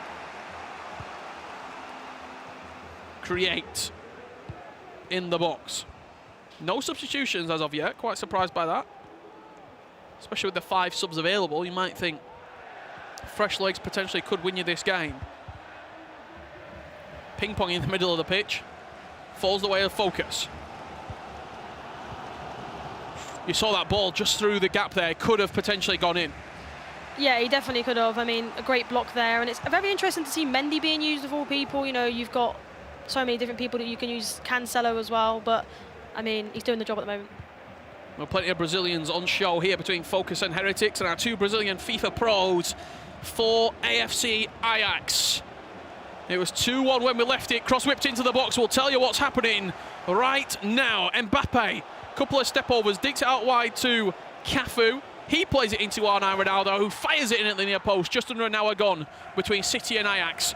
We will see our featured match end a little bit earlier than that game. Pele inside the box, drives across the goalkeeper. Once again, Donnarumma, right place, right time. Yeah, great save. Like I mentioned, interesting to see him being used, and great goalkeeper movement, obviously, there. We've seen a lot of goalkeeper movement, and it's going in the favour of them. You know, slight movement, too much, and they could potentially concede, and they gave away the ball so cheaply there. And now we're going to see the substitutions come in. Just a quick note on the formation of choice there for Focus. 5-2-1-2 is being used. Thoughts on that formation as a whole and how they're implementing the players that they've got and their game style to that formation? Yeah, I mean, obviously it's a very defensive formation, but when going forward, obviously the wing-backs go forward to help, sort of like an overload going forward, and it's a very meta formation, you could say, this year, and maybe against a team like Heretics that are very good defensively, maybe they felt they needed the outlet going forward, and obviously going defensively for them, they've got a lot of players back. So I think it's a great style of choice to use. Personally, for me, I like to use the 4-2-2 because I like going forward and attacking, but, I mean, what's your favourite formation? I've played a 4-4-2 all year so far. For that 5-2-1-2 as a pro yourself, if you're coming up against that, do you have a counter that you know to go to? What's sort of the kryptonite to a 5-back? Yeah, I think for me, personally, you could match it if you want to, but if you want to try and like beat them in that way, you could go, like I mentioned, 4-2-2, 4-4-2 as well. This year is very, very good. I know Anders uses that formation, and he's very good this year. So, yeah, for me, it's got to be the 4-2-2, 4-4-2. I'd be interested to see the other side what formation they're using, but obviously, as of yet, we can't see that. We just saw the countdown come to a close right there. Fresh legs on the pitch. Theo Hernandez at left wing back. Ruud Gullit being introduced. Pardon. Ruud Gullit on the ball there, should I say, for Heretics. Shot on target. Don't mind if I do. Erling Haaland brought on. Didn't have quite the impact when I was watching in the previous game for Focus. Do you want him to get a goal now if you are a Focus fan? But to counteract Mr. Erling Haaland, we've seen Paolo Maldini brought on, a centre-back change for Heretics. Quite interesting that they would freshen up the defence. Yeah, a bit of fresh legs. Obviously, they probably know that they're using Haaland. They did mention it before. And in the last game, actually, he came on and instantly made an impact because he's lengthy and over-top through ball. It worked. Wasn't to be, but it's interesting. Chance here for David Ginola. A couple of step-overs, opening up the space. Beautiful play there from Hidalgo, trying to create something out of nothing. Focus. Really, really quick just to snap onto that inside the box. Final couple of minutes here. The last opportunity to strike will fall to Musty and DullenMIKE of Focus. Over the top. Is it going to run through to Donnarumma? It will do. He boots it out of play. I think the referee will just about play the throw-in. This will be the last roll of the dice. R9 through DullenMIKE. Can't quite get away. A 0-0. The final scoreline. Lisa Manley in the commentary booth with me. Thoughts on that game as a whole? It was a great 0-0, but will one of those two sides feel a little bit more hard done by? Yeah, I think overall Focus played the better football. I think they had more chances, but like you mentioned, I think it's a great watch. Even though it's a 0-0 game, I think the last chance there, Hill to ball roll, we saw them score that in the game before, almost happened, but overall, I think Heretics will be kind of happy with a draw there, especially with how they played in that game. Well, we had no goals here on our featured match, but we had plenty of goals between Ajax and Manchester City. I'm just looking over my shoulder. They are still underway in this current game. Resende, PHzin with Shellzz and Ryan Pessoa, and I can tell you that we're going to be treated to the final few minutes of action here between Ajax and Manchester City. When we left it, the scoreline level pegging at 2 apiece. As you see in the shot there, my commentary partner, as he has been, Ryan Pessoa, but he's on the sticks here, alongside his City teammate in Shellzz on the other side of the screen. What a Brazilian duo that is. Resende and PHzin. Plenty of trophies between those two. Yeah, exactly, and I think that shows in this game. Obviously, 2-0 down, to come back to 2-2 just shows how good they are. I know most people watching might just think 2-0 down, game's over, but not for these two. You know, they won the first game quite comfortably, and I think it shows in this game that the confidence to come back and maybe even steal it. On the other side of the screen there, you saw Marcos Gomes just having a chat with Shellzz and Ryan and sort of trying to dissect what they can do here. They've got 6 minutes left to play. Let's see how much of an impact this pause could have had on either one of these two sides. It is AJAX who are attacking right here. A couple of step-overs from PHzin. Can't quite turn away. As we join this game, it's Shellzz going to be the red icon, Ryan as the yellow. Resende, the dark blue. If you're wanting to keep tabs on who is inputting what onto the controller. City playing for the final chance here. Will they strike gold? Good pressure from AJAX, forcing Man City all the way back here. Ryan plays it out wide. João Cancelo just about keeps it in. Doesn't really have anything going forward, and I think 2-2 will be our final scoreline. Yes, it will. We joined it for the last 6 minutes. There wasn't too much action. A fantastic comeback, you've got to say, from AJAX from what we saw. Fist bumps all around, great respect and camaraderie there shown between the two sides. 2-2 the final score. Thoughts on what we saw just there, Lisa? There wasn't a lot to go at, but yeah, a great comeback. Yeah, massive comeback from them, 2-2. I mean, it looked like they were pressing so well and maybe could have won the ball back for a potential chance, but they'll be happy with a 2-2 because if they were 2-0 down, I think City will feel a bit hard done by. Well, there we go. Manchester City, Shellzz and Ryan, 2-2 against Resende and PHzin of AFC AJAX. And our very own Kyle Walker is going to be getting the latest thoughts of everyone in the pit. Cheers, Richard. Thank you so much. Ryan Shellzz coming over. Get some reactions after that final whistle just there. Shellzz, I'll come to you first. Looked quite frustrated. 2-0 up to then draw. Second draw, obviously, you've had in successive games just there. Thoughts on that one? You know what, I'm kind of gutted because first half, this is how we should be playing. And if we play like that for the rest of the tournament, I think we'll be fine. But I think I've done some mistakes that led to goals. Obviously, Ryan will say otherwise. But I'll blame myself on that one. But got to give credit to AJAX. They had a crazy press. But a bit disappointed we didn't get the win. But I didn't want to lose the ball in the 90th as well. So I just took the draw. It's a group. We'll be back in 2 weeks as well. So we've got to take as much points as we can. Ryan, I spoke to you before the game and you said it was such a big game for yourselves and especially in terms of the tournament as well. It's another draw, not what you will have hoped for, but moving forward, you're going to stay positive. Yeah, as Shellzz said, of course, it's early days in the group. Of course, it's good to get points on the board. So we don't want to make mistakes to lose it in the last seconds. So we just kept the ball. And if there wasn't no space to push forward, we just wanted to take the draw. But we played well. Like Shellzz said, he made mistakes. I don't think so, man. AJAX played really well. They've done well to get back into it, but there's a long way to go. AJAX, PSG, HERETICS, yourselves, FOKUS as well. This group is absolutely stacked, people will be saying.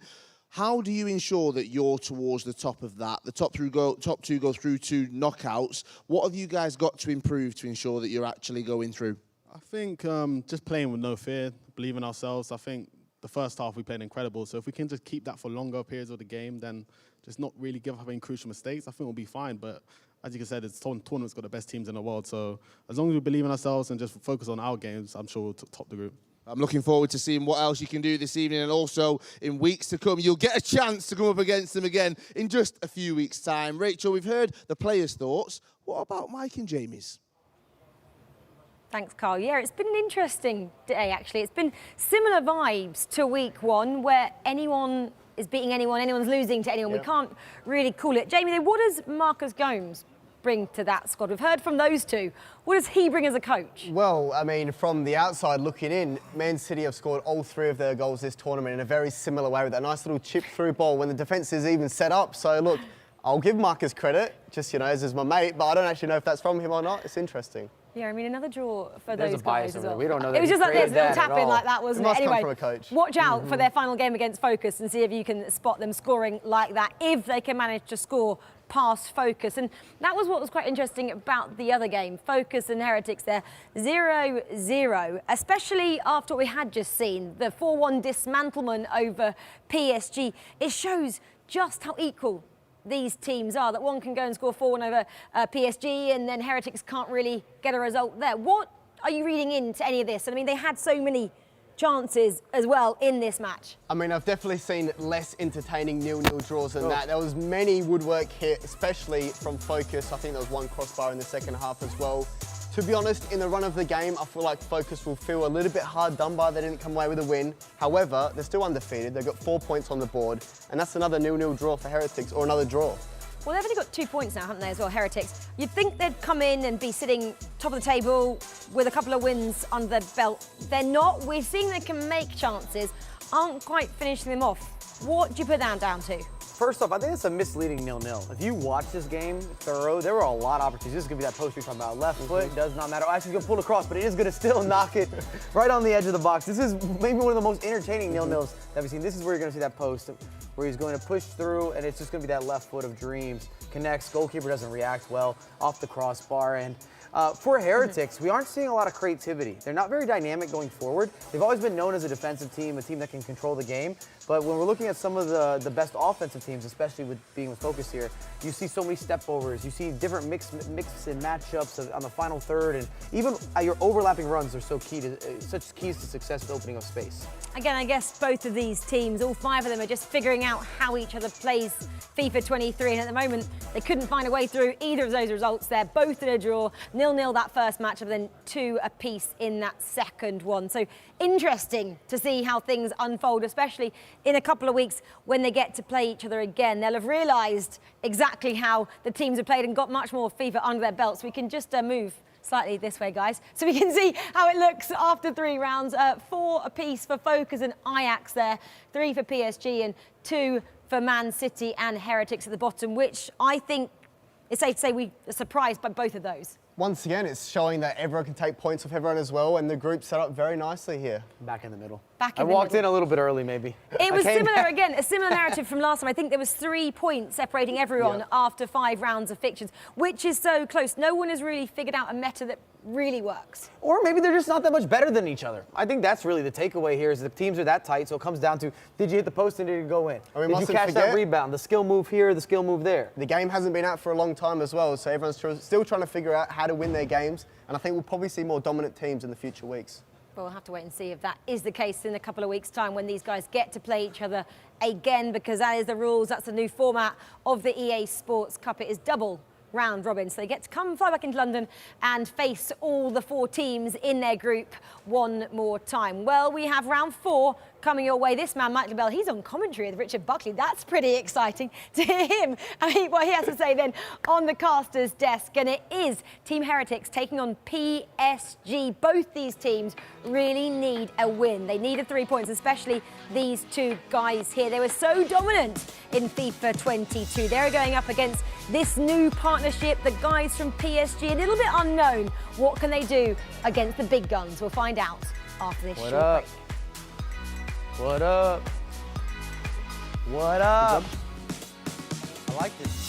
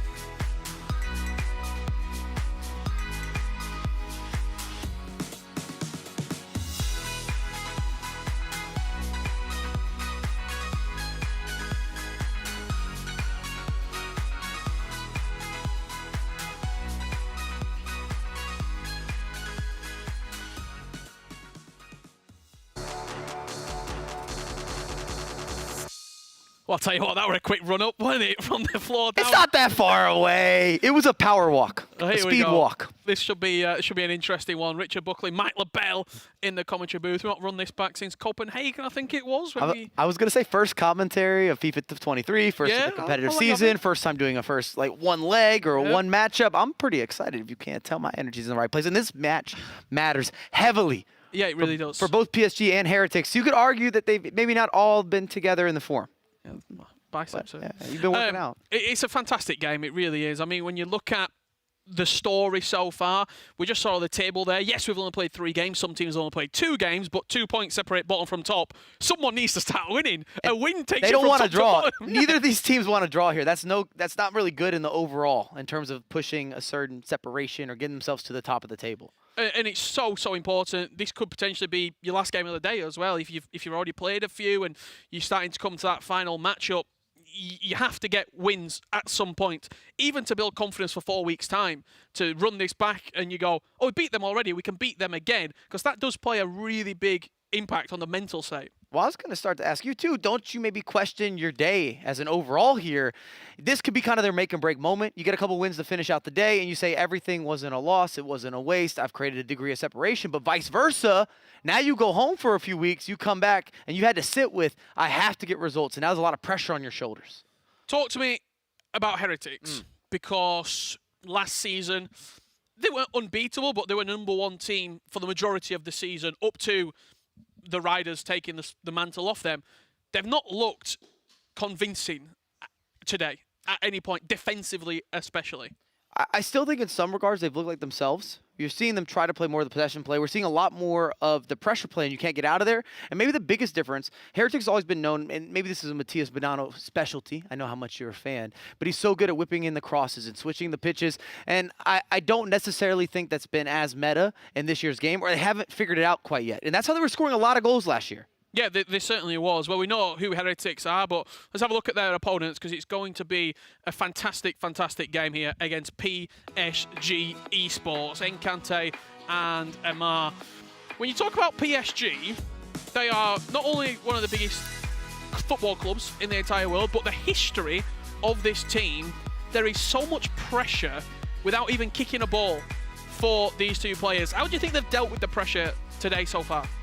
So far, they've been all right. I don't think they're in a position right now where they feel that their day hasn't gone how it should, but it's really going to come down to these last couple games. I don't want to be a broken record. Yep. I'm not here to sit on the fence or the banister or whatever this is behind us, but I really feel that the next couple games dictate if you had a good day or somewhere in between, or you're walking away saying, I need to do a lot more, we need to do a lot more. Yeah, I mean, on the other side, you've got also our second game in feature right now on the left-hand side of the pit. AJAX, who I've been very impressed by so far today.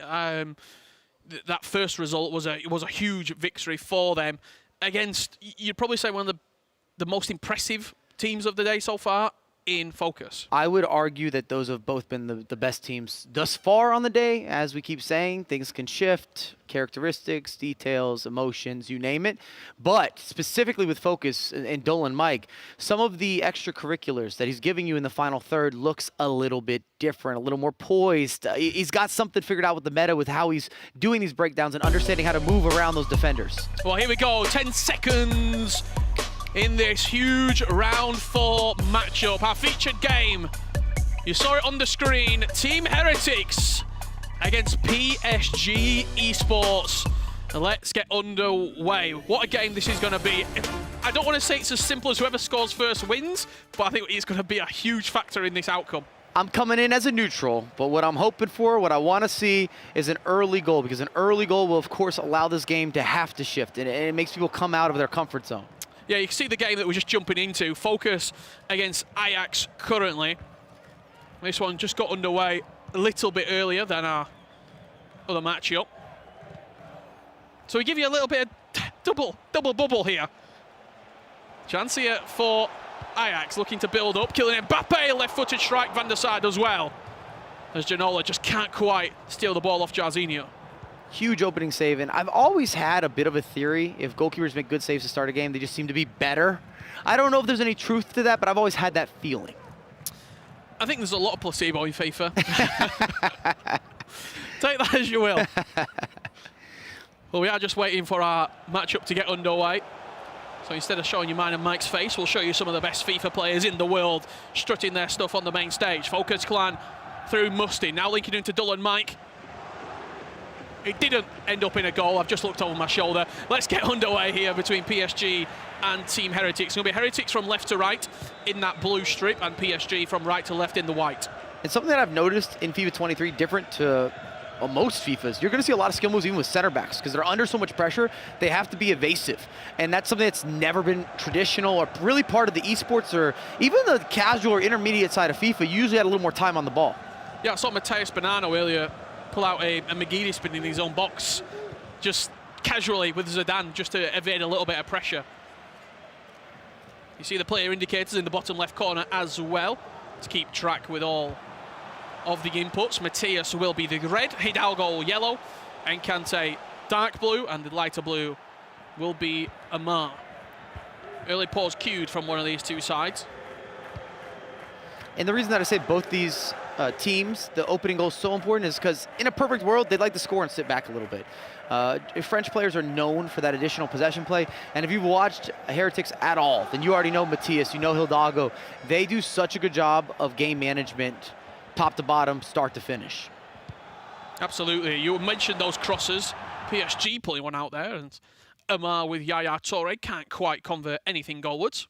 And we're seeing a lot of knock-ons with some of those headers. The player will climb, and if you can flick that onto the back post, even if you could force a strange rebound or some sort of conflict or havoc inside the box, it puts you where you have a little bit of a competitive advantage. It makes it shake a little bit. And we talk about it with 2v2 in particular, but because you have so much manual movement, so much is happening, that sometimes you just have to go for it. Well, also as well, with how heavy some of those defenders' touches are, you win that first flick on, it bounces off the defender, R9 sticks it in very, very quickly, and the reactions there playing a part. As you see, looks like a few settings, controller setting changes for PSG here. And contrary to, again, at the beginner, the intermediate levels, even the advanced levels to some degree, with the pro level, it's somehow this mastery of all the standardized traditional build-up plays and intangibles, and then you have to combine that with moments of the unexpected, moments of greatness, and that can be some of those step-overs, some of those bounce backs. We've seen the return of the body feints, which as maybe a bias, I've always been a guy that loves a body feint. They're back at FIFA 23. I mean, I've seen you give a body feint on the dance floor before, so I know that Matt LaBelle loves a body feint.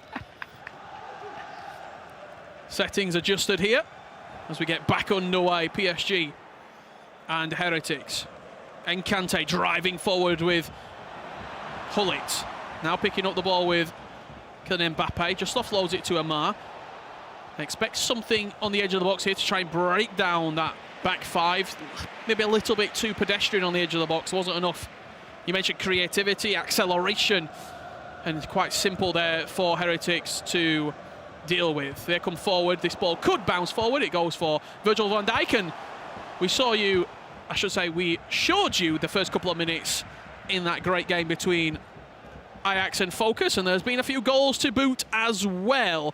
Talk about dodgy touches from defenders. Vieira brings him down for FOKUS. He goes into the book, and R9 Ronaldo through the hands of PHzin. Does he convert? Yes, he does. Slots it to the goalkeeper's right. Can't do a thing about it. And AJAX look to double their lead. Beautiful Travella.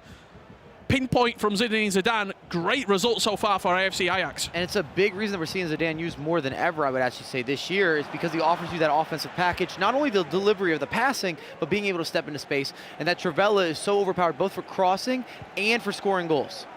And does it help as well? Obviously, he's 5-star weak foot. Can go on the right foot Travella, can go on the left foot Travella.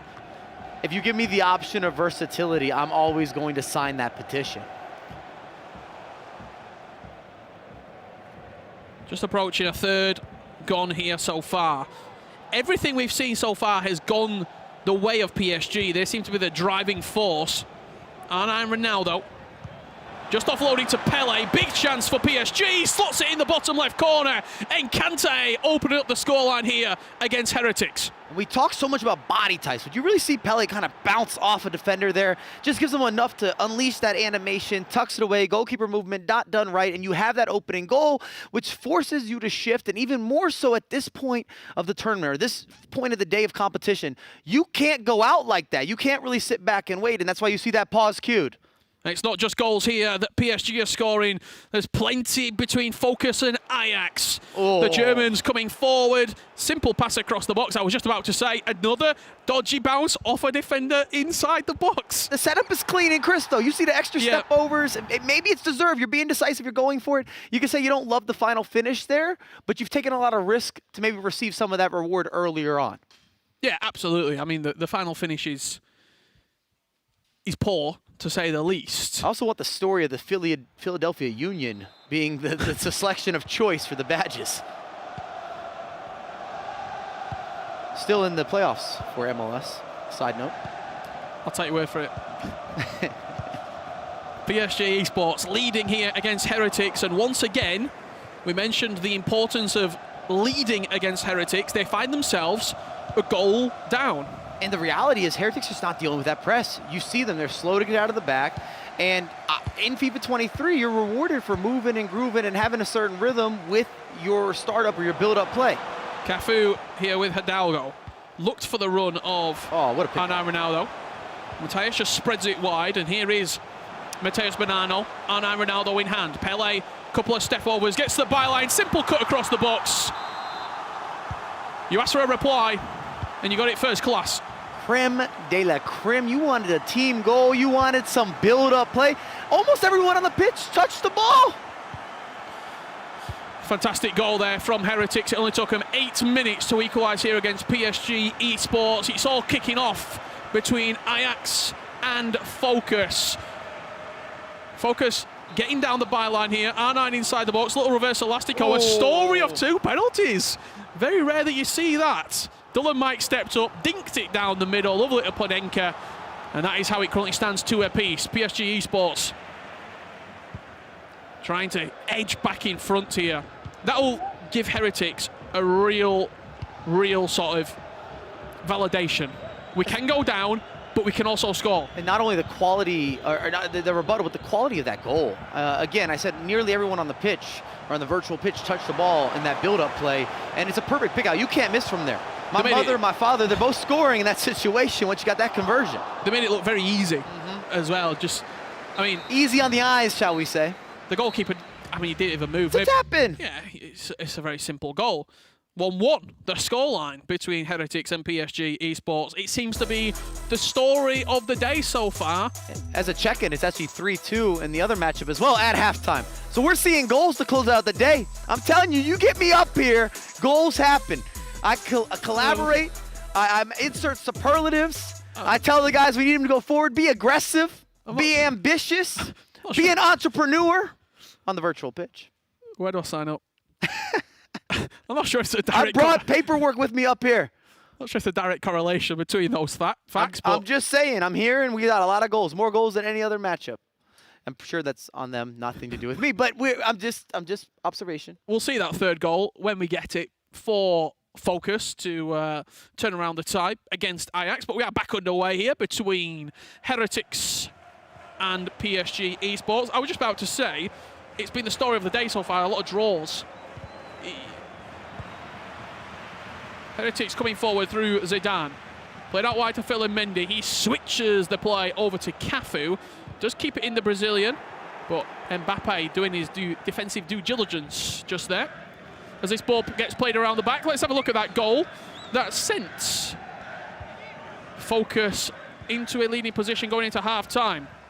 Zidane twisting, turning. That's all Musty. Stop it. It's so nice. It's great play from Musty. It's that McGeady cancel as well. Gives you a little bit of that unexpected that I keep talking about, where you need to be deceptive. You've got to be aggressive. You have to be decisive. You go for it, and you can reap those rewards. And we are seeing a lot of those pass acrosses, but they've opened up that lane of space, and it's due to that final build-up, or those extra skill moves. They deserve the little tap-in. Yeah, I mean, all the work has been done before the ball ends up in the back of the net. If you are just joining us, it's Heretics. From right to left in the blue strip, white shorts, and all in white from left to right, it's going to be PSG ESPORTS, Nkantee and Amar. And this won't end 1-1. It just doesn't benefit either party. Someone's got to go for it. Yeah, a draw's no good. Not in this situation. Now with what we've seen happening within this group already. The switcher play is nice. It involves Zambrotta. He tries firing a Travella cross into the box, but it gets cut out very quickly. A little bit of a risky throw-in involving Yaya Toure, but he does well. And here is R9. The clamp is very, very quick from Lucio, not giving him any time on the ball at all, shutting him down and turning possession over for the Spaniards of Team Heretics. It's getting a little bit scrappy, this game. Possession given away, what, 3 times in the last 45 seconds? Also in the middle of the pitch, it's not really in those aggressive zones. In a perfect world, when you're taking chances, you want to always do that somewhere near the final third. Those wing-backs high and wide at the moment for Team Heretics. If you just look at the minimap, you've got a blue indicator all the way on the left-hand side of the pitch who could be brought into play right here. Ferland Mendy getting down the byline. Cafu does well, wins his slide tackle, and also dinks the ball into R9. It's got to be said, that's one of my favorite new items. Cafu is a monster in FIFA 23. If you can make the pickup, you will not regret it. Zambrotta, once again, continuing his run from left wing back. He's going to be a little bit of a decoy. Nothing happened. I would also say maybe my biggest surprise player that we're seeing use the competitive end is Jarzinho. Maybe even Lucio as well, who I really rate, but I didn't know that he would make it, or I didn't think that he would necessarily make it into the competitive landscape. Whipped into the box. It's Virgil van Dijk getting forward for PSG ESPORTS. I think, just going on to your point there, there's not a unbelievable centre-back next to probably Vieira. Everyone's using Vieira, then it's +1, whether that's Lucio, whether that's Van Dijk, whether that's Maldini. And then on the right, I think at this current moment, on the 24th of October, there's a lack of end-game right-sided players. So if you're playing a 4-4-2 or whatever you're starting the game in, on that right, he's the only option when you've got an unlocked account. Well, that's how it works. You're going to have room for interpretation. And then also maybe the way that you want to articulate yourself. How would you like to play on the virtual pitch? Are you going to have those overlapping fullbacks? Or can you play with somebody that's maybe a little more defensive? I even see a lot of usage of Zambrotta, who wouldn't necessarily be my first selection, but I understand why pros are putting him into motion. We've got a corner kick here for Heretics. Look for something off the training ground. I'm going to guess it's going to get dinked onto the edge of the box. And then maybe some player lock magic. Wait for the player lock. Hullet can't quite execute into Ginola. Mbappe, maybe just trying to tee up a Travella there. Runs into Ruud Hullet. Hakimi brought off the bench. Switches the play all the way back and just taking their time here. It looks like we've got a little bit of an issue. One of the players just waiting. The ball gets booted out of play. Very good sportsmanship on both accounts. And with that slight pause in action, let's head over to our secondary match, because it is an absolute corker currently underway between AJAX and FOKUS. Just looking on my right-hand side, on my right-hand shoulder, should I say, and that game well and truly is underway. We'll provide you live shots of that game when we can, production. But Mike, so far, the game that we've been following, 1-1, it's a good game. There's been a few mistakes, though, creeping in. I said it, and I think even in the final third, there seems to be a lack of creativity now. There's that final stage that's missing with that final third, or figure out how to unlock that space. And we talk about it time and time again. But it is part of what makes pro players better than maybe one of those advanced players or somebody that gets a 20-0 even in a weekend league, is being able to decide and decipher what to do in that final third. AJAX could have a chance to equalise. Mbappe can't quite take it into his stride. He wins the ball back. Ref! Ooh, Cafu, R9 picks it up. Scoop turn inside the box. The referee keeps us going forward. Zambrotta down the right-hand side. Once again wins it back, but Cafu, like a man on a mission, once he gets MLB's approval, he does things differently. I'm telling you, I've been sending emails, making phone calls, telling people I need Brazilians in the squad. And again, I'm actually surprised with some of the selections that we've seen at this level, even going from week 1 to week 2. They were 2-0 up, AJAX. They were 2-0 up in that game. Mentally, that hurts. How does that... you've got to be distraught. In a one-legged game of FIFA, yes, over 2 legs, you accept it. You go, well, he had a better second leg, I had a better first leg. They leveled it up at half-time. And I would argue the biggest letdown for Ajax is they came out firing, get a big result versus Heretics to start the day. Then they had a break. They had a game off. They had a bye. If anything, you want to ride the coattails. You want to build on that momentum. I want to go out there surfing. I'm ready for the wave. And you're just seeing that if you look at your screen, it was 2-0. Zidane scored the second, and then all 3 goals came before half-time. They got 3 goals in the space of about 12 minutes in game. That's something, in my opinion, that you can coach on the defensive end from Ajax, because that's a lapse of concentration. You don't do that unless something's gone wrong, surely. Without a doubt, there's some mishandling of situations there, or sequences. Maybe you lose your head just for a tad bit, especially when we're looking at that 45th minute. I think we're all guilty of being in those types of positions, playing online at least, where you can tell you're losing it. You don't have the grip for the game anymore. Yeah, absolutely. We're just having a look over my shoulder here in the corner. Getting mixed up. Did you say the colder shoulder? The colder shoulder. The lobby's going to get reset. We're going to play from the minute, I think it was about the 71st minute, so we'll get that game back underway very, very shortly indeed. But what we can reflect on is what we've just seen. We've got a little bit more time now. We're not talking about the jumper. Reflect on the jumper. I want to reflect on the jumper. Hold on. Back over here. Let them know in the chat. What do you think of the jumper? I like it. I rate it. I've already had It's outspoken. It's bold. It's lively. About the jumper, I'm a fan. I support it. 3-2. I feel like we've got a bit longer now to talk about it. For Ajax, why does that happen? You must be in positions where you've been leading and then it quickly turns around.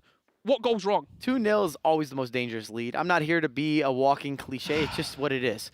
And I will say this, there were always going to be goals in that game. Yeah. You got 2 Brazilians. They're looking to go forward. They want to be active. They want to be often pushing that agenda. And then everything we've seen from FOKUS thus far has been attacking based. They're not catering towards playing defense. I don't think Musti from his 1v1s looks like a defensive player. We know DullenMIKE super well, also not really naturally a defensive player. As a collective, why would defense be the first priority? I've got another question for you. Come on. While we wait. We've seen 20 players so far. Is DullenMIKE the most impressive player out of the 20? I'd actually go on record right now, yes. At least what he's doing. But maybe I have that bias. I like attacking football. And when I see the razzle and the dazzle inside the box, on the edge of the box, that just tells me, 1, you're feeling confident. 2, you're playing a lot. You've been grinding to have different intricacies and combinations off the rip instinctively. Congratulations. Well, here we are back underway. 20 minutes to play in this matchup. Heretics from right to left. Hidalgo looking to twist and turn, runs into Yaya Touré. Got to be careful at the back there. Mbappe hot on his heels. Great work from Matthias Bernardo, sets up Zidane. It's up in the air, Van der Sar just about claims it.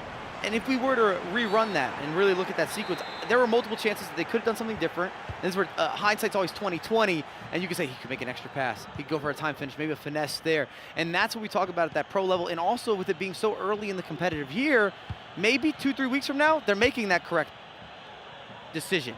And it's not going to be one of those debatables where they're second guessing or pump faking and they make a little bit of an error when they should be converting. And that's the difference between a little more time at the game and being super clinical, and then those missed chances, those missed opportunities. We see the press here just coming out from PSG ESPORTS.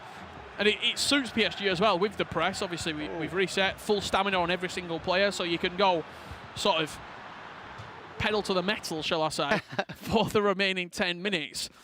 Changers look like they could be coming in here with the 10 minutes left to play. This is the reality. I think they've heard us talking here. I mean, we're in their ears. We're on the live stream, and we're saying a draw is not really good or healthy for either of these teams. Maybe PSG would be a little happier walking with a draw than Heretics, but either way, this is going to be created by wins. And we've seen this happen time and time again throughout tournaments where you have multiple matchups. It's better to go for the wins and have those losses, but as long as you have more of the wins, especially with the point system, it allocates better overall for you getting out of a group or progressing further in the tournament. Especially with FOKUS just picking up another 3 points, because they'll start to push on the top of the group. They'll start to be that driving force going forward. And we should mention, if you're just tuning in here, three points for a win, 1 for a draw, nothing for a loss, of course. And there's 5 teams, but only the top 2 go through. So now with that separation again that you were mentioning from FOKUS, one spot. You're playing for the 1 spot. Correct. Great win high up the pitch here from Heretics. The switch of play was there, but Van der Sar beats Mbappe to it. Substitutions coming on here for both sides. David Ginola, Hakimi introduced. To me, that shows you're going for it. You're bringing on offensive players. I know Hakimi is a right back, but he's more versatile going forward than a Cafu, or I'd even go out on him and say Zambrotta. He gives you a little bit more. He feels better on the ball. He's a little more explosive as well. If you're looking for some of those deliveries or the line work, really looking for that pass across, which has been very effective today, he's a better suited player to be able to complete that task. PSG coming forward. Nkantee with Ginola. Spreads it out wide to Pele. Couple of step overs, getting to that danger area at the byline. You know what they want to do? And it's work the ball into a central area to unleash a strike. Lucio just about deals with it, and Vieira cleans up his mess. 2 minutes left to play. And you can feel the tension, the danger trying to get out of the back. It's so difficult in FIFA 23, especially with 2v2s. But they've done it, and they've done very well getting out the back, and the ball will fall nicely for Team Heretics. Hakimi is high and wide on that right-hand side if they decide to use it. Great press from PSG, and a recovery tackle. You know that he had to do it, Ruud Gullit. He just had to bring him down. Caught napping on the ball. Professional foul, and you got to take that professional foul. You might not love it at home, but it's necessary. When you make a mistake like that, it's 90th minute, wrap it up. Virgil van Dijk clips the ball into the box. Vieira gets up well. Gullit tries hoisting it forward, and that will do us 1-1 between Heretics and PSG ESPORTS. Is there a side who is happier at this point, or is it just frustration for all 4? I think PSG has to be happier. They've already got a result on the day. They get some more points on the board. And the expectation for both Matias and Hidalgo with Heretics is to get wins, to really be leading the group at the end of day 1 of the competition. And that's not even possible for them at this point. They've struggled, you have to say. FIFA 23, and then as well as potentially the one-legged format. Final thoughts from you on Team Heretics? You've got to adapt. Everybody's playing the same game. There's not different rules for different teams. Yeah, adaptation is key for Team Heretics. We'll see how they get on in our final matchup. 1-1 the scoreline between PSG and Team Heretics. We can head back on down to Rachel and Jamodo to break down the action from round 4. Yeah, thanks, guys. That's what we were actually just talking about, Jamie and myself, with that everyone has to adapt, and it's really difficult, isn't it, to adapt to some teams. We were just kind of going through the permutations there. Heretics and PSG won a piece. Then PSG lost to FOKUS 4-1, but FOKUS and Heretics couldn't find anything. It's so confusing when you look at those 3 sets of results. It is alone. That's the beauty of FIFA. Everyone has a different play style, and sometimes your play style matches up a lot better against someone that it normally wouldn't. And in this instance, we've seen another draw for Heretics. Not ideal. Frustration now pretty high for Heretics because they've played all their matches as well. They will be frustrated because not getting a win on the board in 4 games of 1v1 FIFA is very frustrating. Even though historically they're not a team that's gone out and won games by 3 or more goals, they need to get the wins on the board or they're not going to make it through. I think knowing as well, Matias, he will be kicking himself that he didn't get that win, and Hidalgo is probably the more calmer of the two, saying, it's okay, we get to do this again in a couple of weeks' time. It's not the first time either of these have been in this position, Rachel. They will come back, they'll go back to the drawing board with their coach, and they'll come back in 4 weeks' time, and they have to rectify it, or else they're out of the competition. Yeah, they absolutely do. And the other side of the pit, which we're calling it as well, it was a little more of a high-scoring affair there. It was FOKUS going up against Team AJAX. I'm going to say that was one of the FOKUS matches as well. It was, pardon the pun. I know. It was pretty exciting. We can see the highlights here because there were plenty of goals and plenty of chances. Well, it doesn't surprise me that it was such a high-scoring game. I would go as far as saying these are the best 2 teams on the day, and they have scored a lot of goals. So they would see AJAX going 1-0 up with a penalty, and then they backed it up again. And at this point, you're thinking, okay, AJAX is going to get another win, and they're going to, you know, move on in the group and get more points. But FOKUS doing what they do, scoring goals. It is another one there to make it 2-1, and to even come back in this game, which I spoke about, another penalty, as you can see.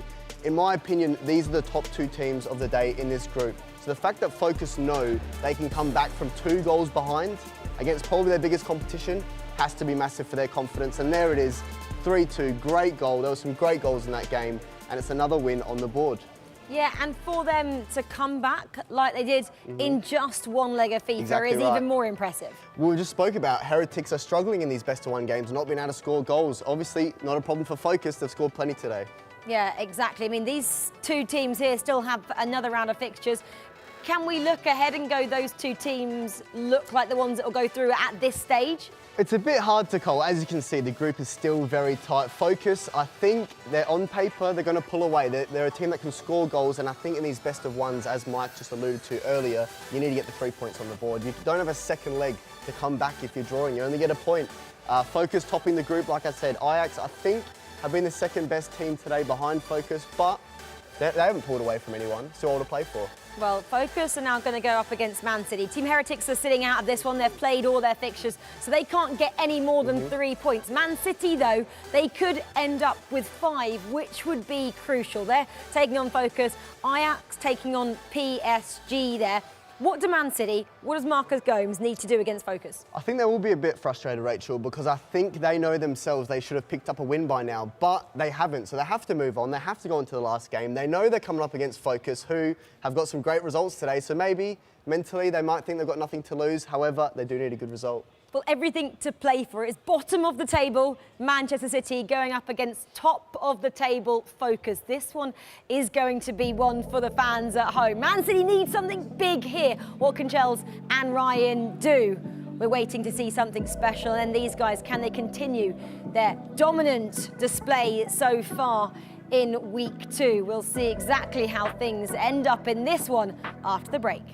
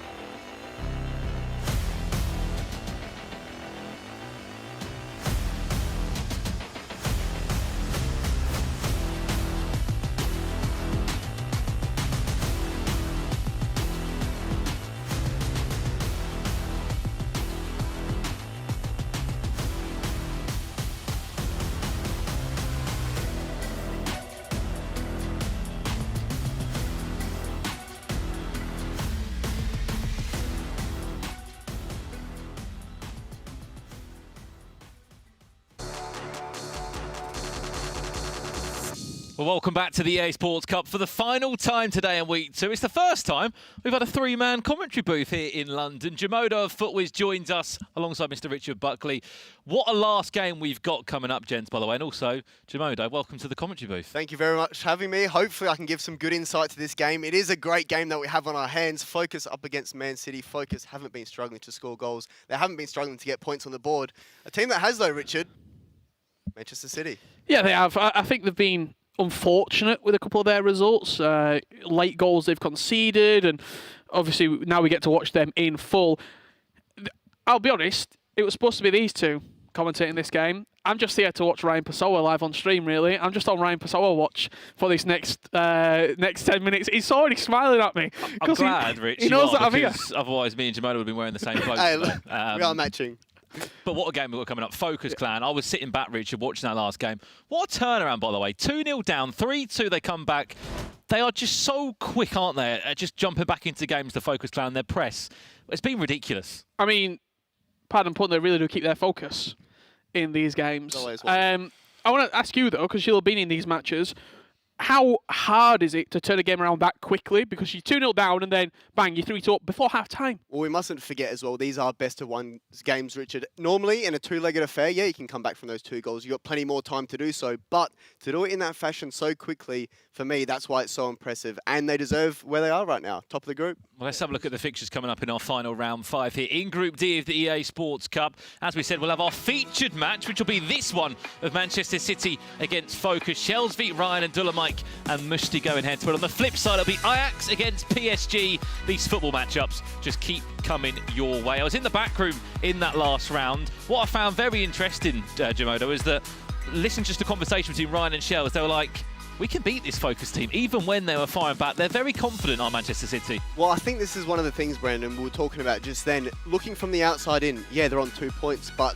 looking at their games individually, they know they shouldn't have probably lost that first game against PSG. Suddenly, in the next ones, they're very close, they're only drawing, and another day they probably have the wins, but it's not another day, they don't have the wins, so that's why they probably still have the confidence. And a question for you, Richard, as we're on our final countdown, 15 minutes. We haven't seen a team go unbeaten yet. Focus Clan maybe could do that. 2 wins and a draw. They'd be the only team so far in the EA Sports Cup to go a week unbeaten. Can they do it? I mean, they've looked the most impressive as well. I think out of all the teams that we've seen so far, out of 20 teams, 10 teams, they've looked the most impressive. They've been the team that seems to have it all glued together the best. And also, I'm actually going to agree with Mike LaBelle, which is a very, very, very, very much a rarity, and say that DullenMIKE probably is the most impressive single player out of everyone we've seen. You've watched 2 weeks now, because you were here last week as sort of a spectator and a guest.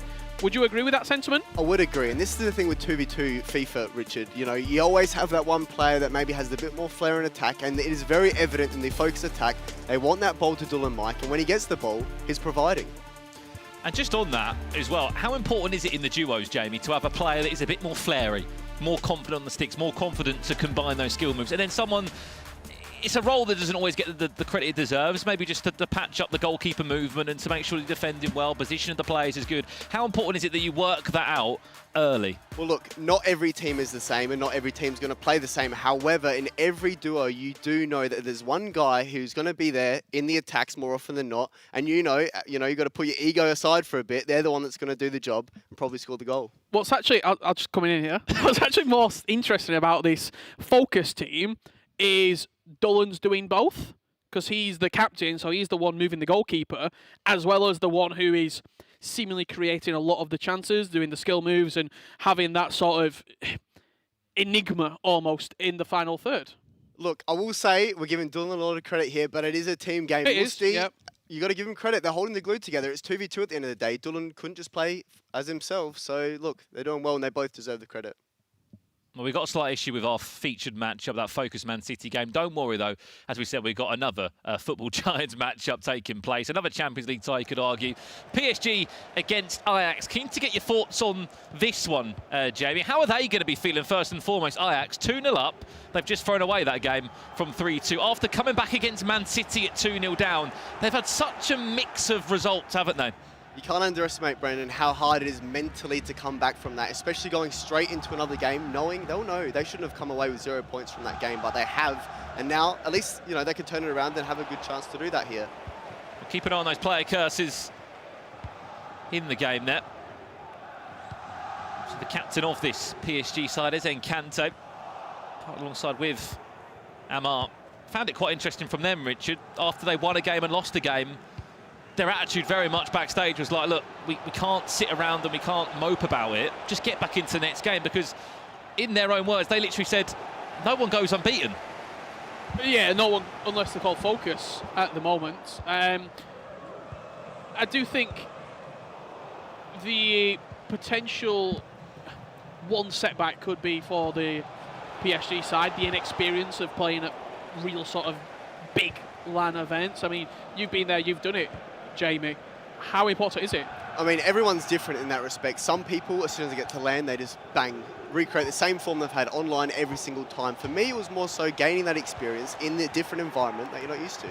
Well, back to this game now. We're happy to say that Focus has kicked off against Manchester City. You've set it up perfectly, Richard. You're absolutely right. Focus could be the only team in the EA Sports Cup to go unbeaten across their 4 group games in Group D. The one thing they've been so good at is just explosive in their attacks. Here's another prime example of it. Musti controlling Mbappe, wins a corner for his team, and into a pause. We will go 5 minutes in here. We'll get the other game as well, just on our screen for you right now. Ajax against PSG. Yeah, I think when you look at this Ajax team as well, a lot of the creativity, we saw them in the first match of the day, has come through Resende. He's been that driving force, especially in the final third. But both players, you wouldn't say one player is potentially there is a captain, but they both pull their weight equally, as a lot of the duos do. But sometimes you'll have duos where there is a more dominant player, such as Jamie and Marco from last season. Wouldn't go that far, Richard. As we have a chance here as well for Ajax. Great save by Van der Sar. But one thing, just touching on that as well, at the end of the day, you need to be on the same wavelength as your teammate. And if you're not, that's going to show in your gameplay, whether someone is more dominant or not, and they're taking advantage of the attacks and doing the skill moves. At the end of the day, you both need to know what you're doing. Back into this one. Here's a corner for FOKUS. Into the box and into the goal. Another masterpiece. This time through a corner. And it's DullenMIKE scoring goals again. Brilliantly done by FOKUS. They're up by a goal to nil. 6 minutes on the clock.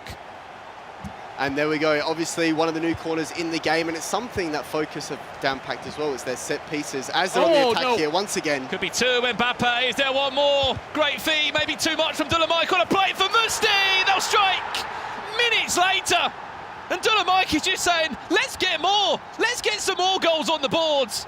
That's what they do. They score goals. Once again, DullenMIKE with the skill moves. And, you know, you may say a bit lucky, Richard, but you create your own luck when you get into these positions. You just can't do that from a City perspective. You've just kicked off. The one thing that this FOKUS team have been so good at since we've seen today is, yeah, it's great getting a bit of... 1-2. The 1-2, yeah, but it's great getting a chance. You said mistake, but it's taking the mistake. Not every team does that. They have been so clinical in those areas. And as a pro in this situation, Jamie, what are you thinking? This is the best of one game. You're 2-0 down. Well, that's the thing. If you look from a FOKUS perspective, it is best of one games of FIFA, but they're getting into those positions so often that they're having those chances, and you might say, getting a bit of luck. I mean, City just can't keep hold of the ball right now. As we head on over to PSG against Ajax, ball played into the box, doesn't come to anything there for PSG. A featured matchup. There's just a real... They just can't keep hold of the ball. They can't even 2 or 3 passes at the moment. You saw him dink it out to the left back from the goalkeeper. As soon as that ball hit, the press was activated. And that's the thing, you could put it down to a Man City mistake, but at the same token, you've got to give FOKUS that respect and that appreciation. They are pressing very well, they want to score goals, and they even want a third here. And they might be on for a third. DullenMIKE dancing in the box, wins a corner. Remember, they scored from a corner just 6 minutes in. Pause coming in there, I think, of anything from Man City, just to say, let's have a breather for a split second. Marcus Gomes is getting in there, and there has to be some sort of inquest at the moment. What's going wrong? How are we getting pressed off the park? Conversations ongoing there from Ryan Pessoa and Shellzz. Just probably the man to ask, Jamie, good friend to Marcus Gomes as well, both fellow Aussies.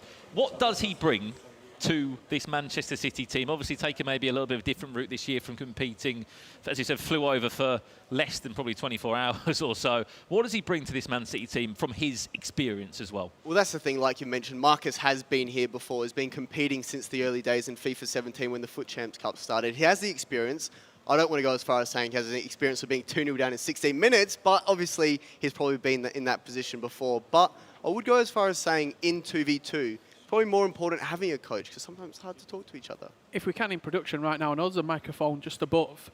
If we can turn it up and just have a little listen in to see what is being said. It's Pep Guardiola with hair.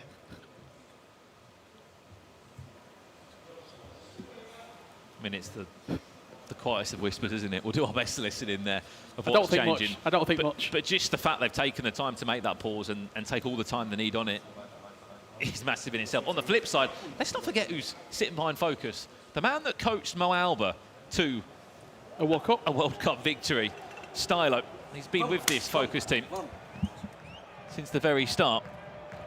And on the flip side, we have heard a goal that's gone in Ajax PSG, corner into the box.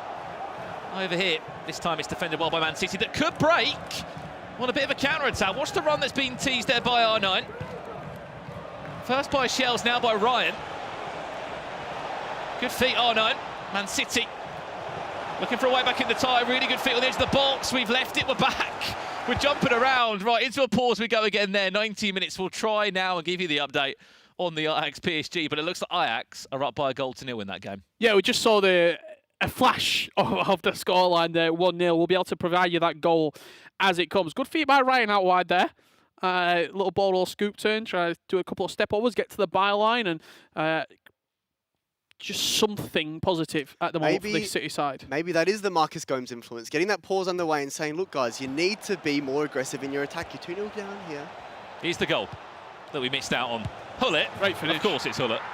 I mean, it all came from the little McGeady cancel inside the box as well, opening up the space. And AFC AJAX, that game is slightly ahead. So our featured matchup will be underway. Just see an admin in there having a little chat. And while we've got this admin in, why don't we head on over to the other game? It says underway between AJAX and PSG, so we can provide you some live coverage. As the fact that that game's in like 90 minutes and we've already had so much action from it already has been it's been crazy. We'll try and jump over to AJAX against PSG as soon as we can. That game is live and it is in the second half. Not too sure on the exact issue in this FOKUS Manchester City game. FOKUS are leading by 2-0. Do you think that's been a big style of their play, Jamie, of just scoring goals and scoring them early? Well, it was even that game against PSG. They scored 3 goals in the first half, and then naturally they're going to drop off a bit more because they've earned that right to drop off a bit more. Who wants a pause? I'm giving out pauses for free. Who wants a pause? Just as we join it, AJAX and PSG, 65 minutes on the clock. AJAX leading 1-0 as it currently stands. Haven't got the luck, have we? Heretics finished for the day. We're in game 5. They are finished for the day. And I mean, how do you think they look back on today? Because it was a very mixed day. It was a mixed bag. I think the negatives outweigh the positives. When I was chatting to a couple of members from Heretics before we kicked off, they were confident. However, they said, we're going to build from the back. If we can't keep clean sheets, if we can keep clean sheets, we'll win games because we've got a goal in us all the time. However, they've not been able to build from the back. They've struggled in that aspect. That's why it is a bit surprising in one aspect, but then on the other hand, it's not really knowing their play style and how successful it was for them in best of 2 games of FIFA. It's shown today in best of 1, it's very different. Not in FIFA 23 as well. I mean, it's a different game. It's a completely fresh start. So I think long term, they will learn it and they will learn how to implement their game style on it. However, as of right now, if you were to ask me in 4 weeks' time who's going through the groups, they're probably not in the top 2. Let's not beat around the bush. Every time you come into a game of Heretics involved, there's an extra 10% in there, isn't there? You want to beat them. Team of the Season Cup winners say, look, we've taken them down. Back to this one, though. AJAX lead by 1, could be 2. It's R9. It was a quick snapshot finish from PHzin. Speaking of the 2 favourites that you'd have to say at this point of going through, and they're both winning in their final games, that would put FOKUS on 10 points. AJAX with the 3 points here would put them on 7, and suddenly they're starting to pull away a bit. The gap, it opens up. I mean, here we go. Could be 2. Pele, PHzin on the play for Resende, or not. I was about to say, if you can get a second goal, you can probably solidify that extra 3 points onto the tally for AJAX. PSG have left it late before, but that press has been really, really solid from AJAX. We saw it in game 1 against Heretics, and it's lasted all the way through the day until our final match. AJAX still looking for that second. We can confirm FOKUS Man City has just got back underway. Get over there pretty soon, but it sort of makes sense to conclude this game, really, doesn't it? I guess even with that break, that probably does benefit Man City there. Going 2-0 down so early, they may be a bit rattled. Having that bit of a break, being able to compose themselves again, have a game plan, Marcus will be in their ear, they're going to go again. So you tell me there's a Marcus Gomes masterclass incoming? He might not have planned for this situation, 2-0 down in 10 minutes. But it's all to do there. Speaking of that, unfortunately, that Marcus Gomes masterclass, you might have just cursed it, Richard. I've just seen a goal go in and it was scored by a player wearing red, which I think is FOKUS. So I think Man City might be 3-0 down in that game. We'll give you the update as soon as we get it. Ball over the top, Eusebio off the bench for PSG. Looking for a way back into the tie. Zambrota does do his part, but gives away a corner. We've seen a few different variations of set pieces here today. We've driven ones into the near post, floated onto the edge of the box. I would love to stick a left footer on this and score directly from the corner. Oh, wow! I'm not too sure what happened there, but I can tell you one thing, PSG have just equalised. Oh my goodness. I was talking about scoring directly from the corner. It's nearly as good, to be honest. You're talking about that direct and powerful cross as well, Richard. That one there is obviously caught the keeper off guard. They've pulled him out, as everyone does, but he's gotten to it first, and that near post is wide open. Unbelievable finish from PSG. We've not seen a lot of this game, but what we have seen it was Ajax in control and Ajax pushing forward, trying to squeeze a 2-0 lead. However, at the moment, one apiece with 10 minutes left to play. Well, we said there had been a goal in this game. It has gone the way of FOKUS. They are just steamrolling their way through. Musti just putting things on a plate for DullenMIKE and just saying, there you go, eat your dinner. That's 3-0. 26 minutes on the clock. DullenMIKE was open free there for about 3 in-game minutes controlling R9, and they just didn't track the run. And just as we're watching the replay there for the third goal, I saw DullenMIKE off his seat. I think it's 4-0. Game done, Jamie? Game done. I was going to go as far as saying that FOKUS maybe have done their job to get through the group stage. I know there is a very long way to go, but they're scoring goals for fun, and with 10 points to end the day, can't complain with that. Well, here is that goal. It's just a mistake at the back. Ryan. Somehow keeps it in, does Pele. Zambrotta. Good fee, ridiculous fee. That's Musti. It's a great goal. We've been speaking a lot about DullenMIKE. Musti, take a bow. What a finish from Zambrotta. There we go once again. It's that L1 heel-to-heel, that new skill move in the game that's working so effectively, and I haven't seen many other teams using it as well as FOKUS have. So maybe that's something they'll pick up on. It was a great finish as well. Obviously, the mistake at the back to turn over possession, but the use of the skill moves and the dribbling when it fell to his feet was something to behold. And this point could be massive for PSG in weeks to come, or maybe 3 points if they can snatch something here. They've just stopped Ajax from finishing their first outing in the EA Sports Cup from an extra 3. I would love to see that corner back at some point, because we've seen a few corners, Jamie, but that was different. It's a huge point for PSG, but you got to remember as well, it's a huge point for FOKUS, because Ajax could have ended the day on 7. They're only 3 behind FOKUS. With the PSG draw here, they're 5 ahead. I mean, for me, one of the goals of the day. That corner whipped into the box. I think it's a variation of corners that we haven't seen much in the previous FIFA, because it's only looped up. Added time of 2 minutes. We'll get your thoughts in a second, Jamie, on that corner. That's full time there. That's match day 1 done for Ajax, PSG and Heretics now. For Ajax, they'll look back on that and say, you know what, we haven't done too bad today. And on the flip side, PSG, a mixed bag of results, but you'd argue probably better than maybe Heretics in some ways. I think you'd take it coming into the day for PSG and Ajax. You've ended on a draw, you've got a point apiece. However, especially for Ajax, it could have been more. The periods of play that we saw, they were the team going forward. They were the team pressing, trying to take the game. As soon as PSG equalised, I think both teams probably consolidated a draw. We talk about how important wins are rich in this group. Ajax being in that position to get another win under their belt, they would have known how important that is going into week 2, but they finished the day on a draw. Well, 4-0. I think that's half-time. It is, yeah. Their first 45-minute performances have been ridiculous today, I would Jamie. love to know the FOKUS tactics, because as you can see there on the screen sometimes, they're using a 5 at the back. It's Shellzz at a right wing back, so obviously he's getting forward in attack, but a 5 at the back naturally is a defensive formation. They're coming out and scoring goals every game. I was just about to ask you that as a pro player. Obviously, you've competed against the world's best. We've seen DullenMIKE use a 5-back before and dominate. Do you think it's a very similar story? Do you think it's as easy as, or as simple as, from a very, very small brain like mine, DullenMIKE saying, I'm unbelievable at playing this back 5, you're going to play like me, and we'll win every game? There definitely is a person, and obviously DullenMIKE is the captain, quote-unquote, in-game, but there definitely is a person that dictates the style of play you have to do. Whoever's a stronger player, and look, I'm not going as far as saying he is, but someone has to do it, and you have to come up with a game plan that works best. I think the bigger part is that we've learned in the last, 12 months of 2v2 FIFA esports, you have to have a player that could just mould around your teammate as well. Musti is on that same wavelength. Here's Manchester City, and I think that, unfortunately, will sum up this last game for them. Pele way off target and still 4-0 down.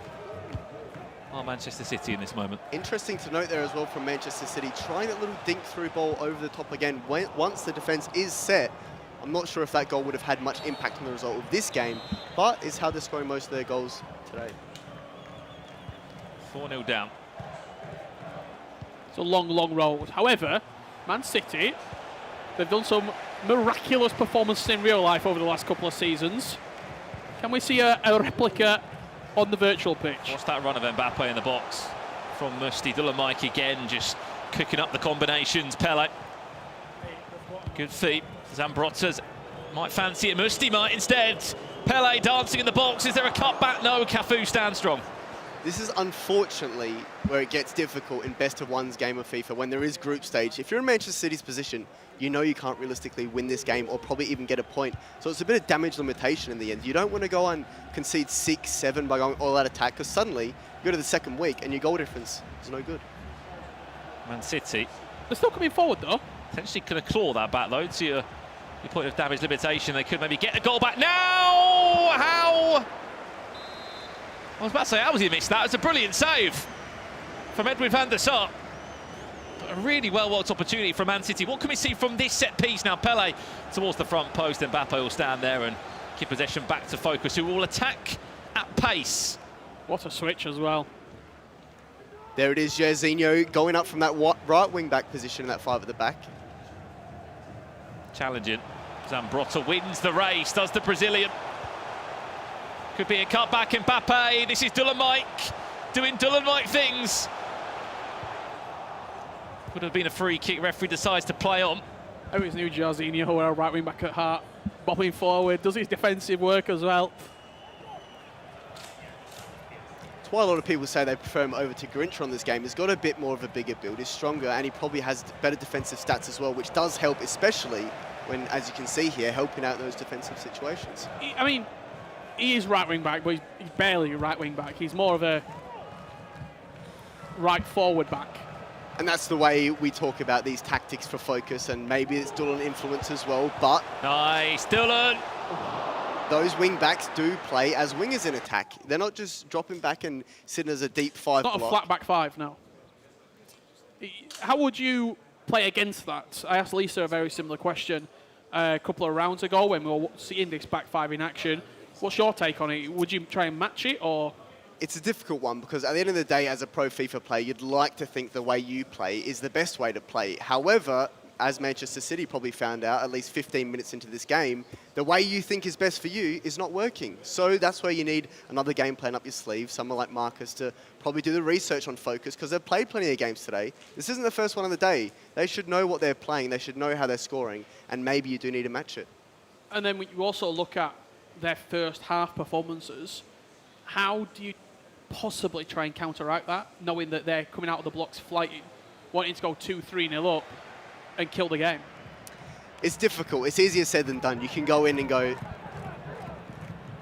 You can go into the game and go, look, we don't want to concede in the first 10 minutes. Let's try and get to half-time 0-0. But when you come up against someone like Dullen and Musti, who are so good in attack, it's easier said than done. Corner. It was meant to be played in too. FOKUS shot. It was defended well by Man City. 20 minutes left to play here to put you both on the spot. What has been, and I guess bullet points, just the biggest part of their success today for this FOKUS clan? They score goals. At the end of the day, I've mentioned it once and twice in best of 1 games of FIFA. I don't think you can be successful just trying to grind out small margins unless it's working. As Heretics have seen, not having that ability together to score plenty of goals, you can't get the wins. Thanks for that, Jamal. Bit of a Michael Owen quote there, but you know. They're really good at FIFA because they score lots of goals. That is pro-level insight for you there, Richard. For me, Brandon, I just think it's the mental side of it. Every time they score a goal, they're getting hyped. Every time that they concede, they're together. They're not necessarily like feeling dejected in games. They always look as though they're in games, and I really, really like that mindset. They're playing as friends, not as teammates. Well, I think more than anything else, which is important to look at FOKUS, they look, out of anyone that I've seen so far today, on the same wavelength. In attack, the variations, they've got so many different ways of scoring goals, whether it's Dullen, whether it's Musti, from set pieces, from open play. Speaking of set pieces. Man City getting a goal back. Took me by surprise a little bit, dipped into the back post. 15 minutes left to play. It's a lot, isn't it? Surely not. It's a lot to ask. Which is back to the point. I think you look across the performances today, yes, they'll be over the moon with the results they had at the start of play, the result they have now, but that result from 2-0 down against AJAX to come back and win 3-2 has probably got to be the biggest performance that we would have seen. Mbappe for a split second there, kept us on our toes and thought, maybe, just maybe, Man City were in for a second. Pele finds Jarzinho, who says, I fancy that one. He just never really looked settled. I don't think he had the angle perfect. It wasn't timed. It was positive. And I think you probably look at the second half. Let's win the second half. Well, barring the first half of this game, you've got to look at it from a Manchester City perspective and look at all the other games entirely, and they haven't been that bad. There's positives to take away. The results haven't been there, but there are building blocks. Mbappe for another one. And you're right, Jamie, on the back of that, they're going to take 2 points from today, which, yes, out of 12 might not sound the best, but that's something to take into that next week.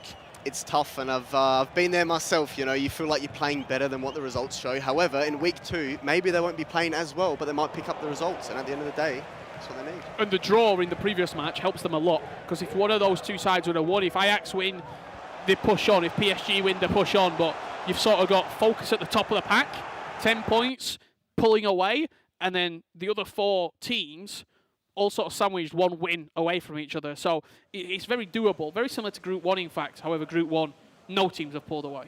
From a City perspective, you need FOKUS now in the second week to keep winning all their games. Beat everyone around you, and then you're playing for that second spot.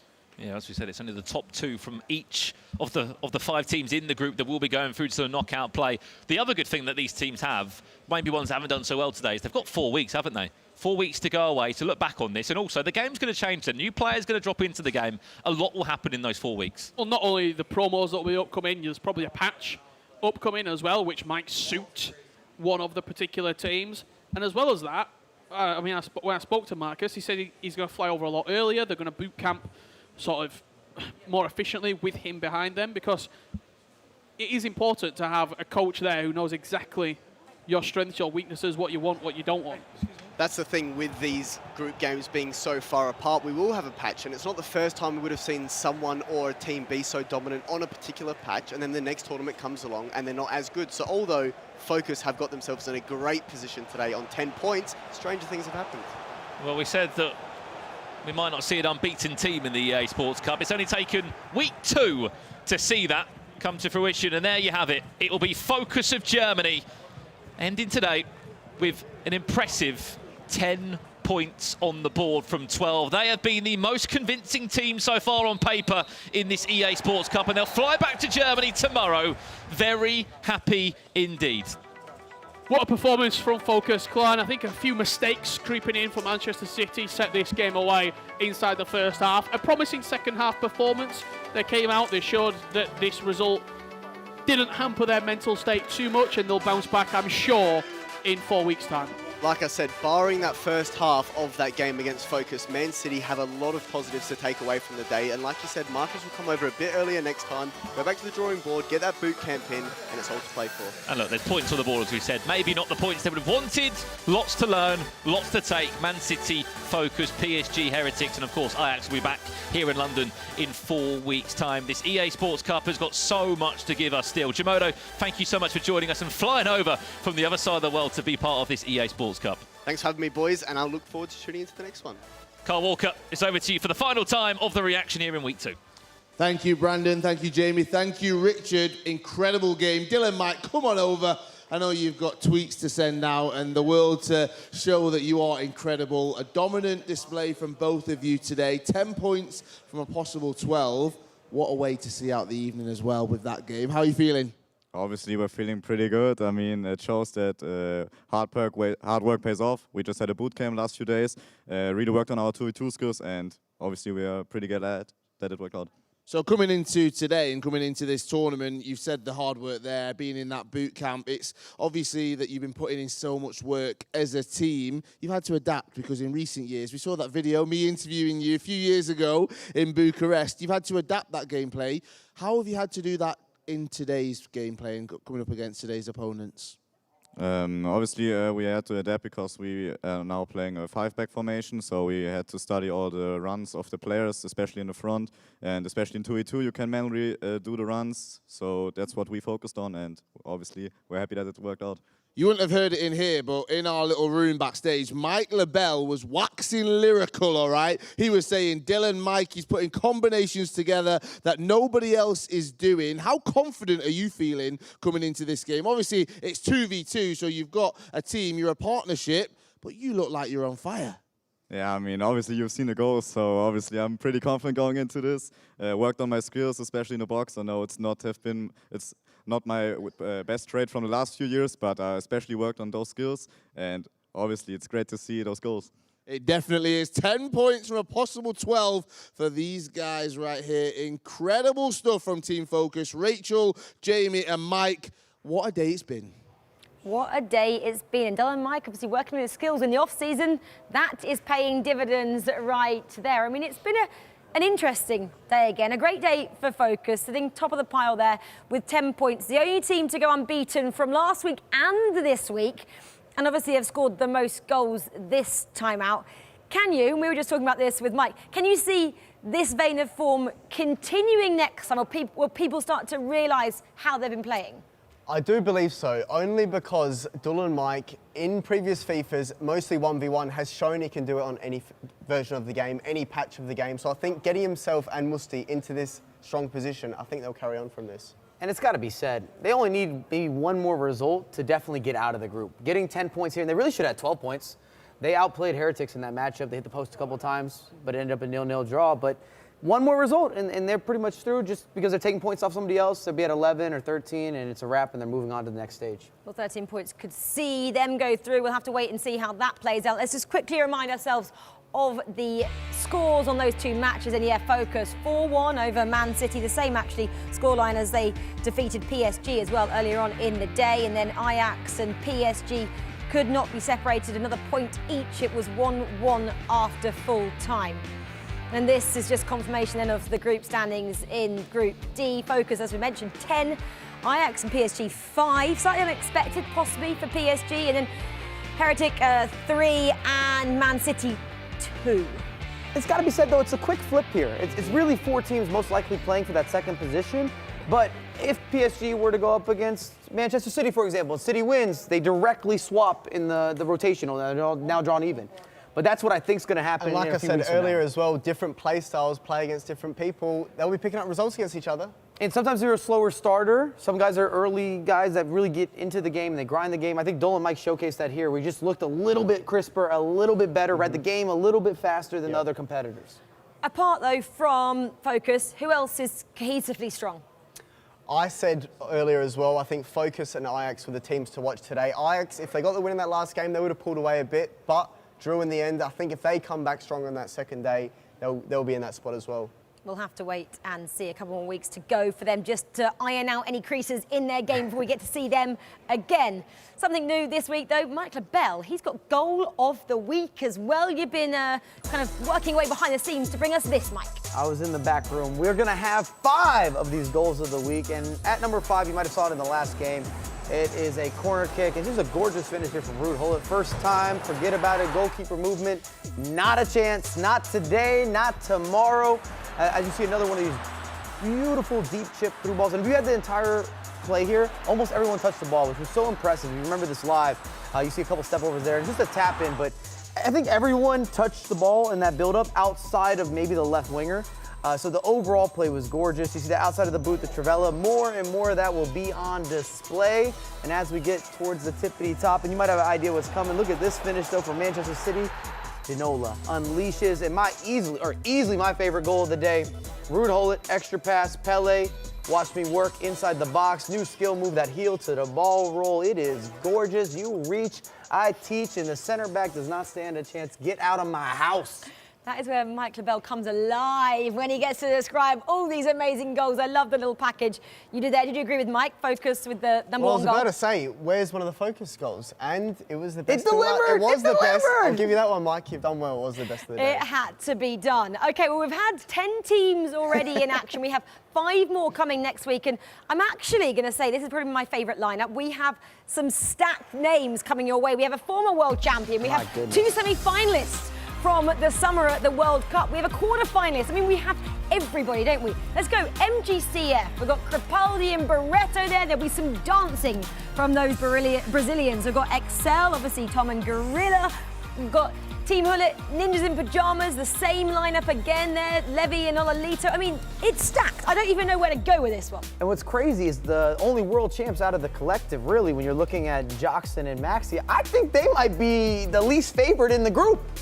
Well, you better have your noise-cancelling headphones as well, because there's a lot of noisy boys playing and we're going to see some drama. And I'll learn how to dance, maybe for once in my life. I'll actually get some dance. Don't do that. You've got rhythm. You're good to go. Crepaldi will give us the showdown. Well, Mike can dance us out of this one because that is the end of week 2. Mike will dance out. We'll say goodbye and thank you, obviously, to Jamie for flying across the world to join us. It's been an absolute pleasure, and we hope you guys at home have enjoyed it as well. Focus coming out on top in week 2. The boys from Germany have been on fine form. We'll have to see if they can do that again in a couple of weeks' time. But join us same time, same place next week. It's Halloween. We'll have something special for week 3 of the FIFA 23 EA Sports Cup. We'll see you then. Good night.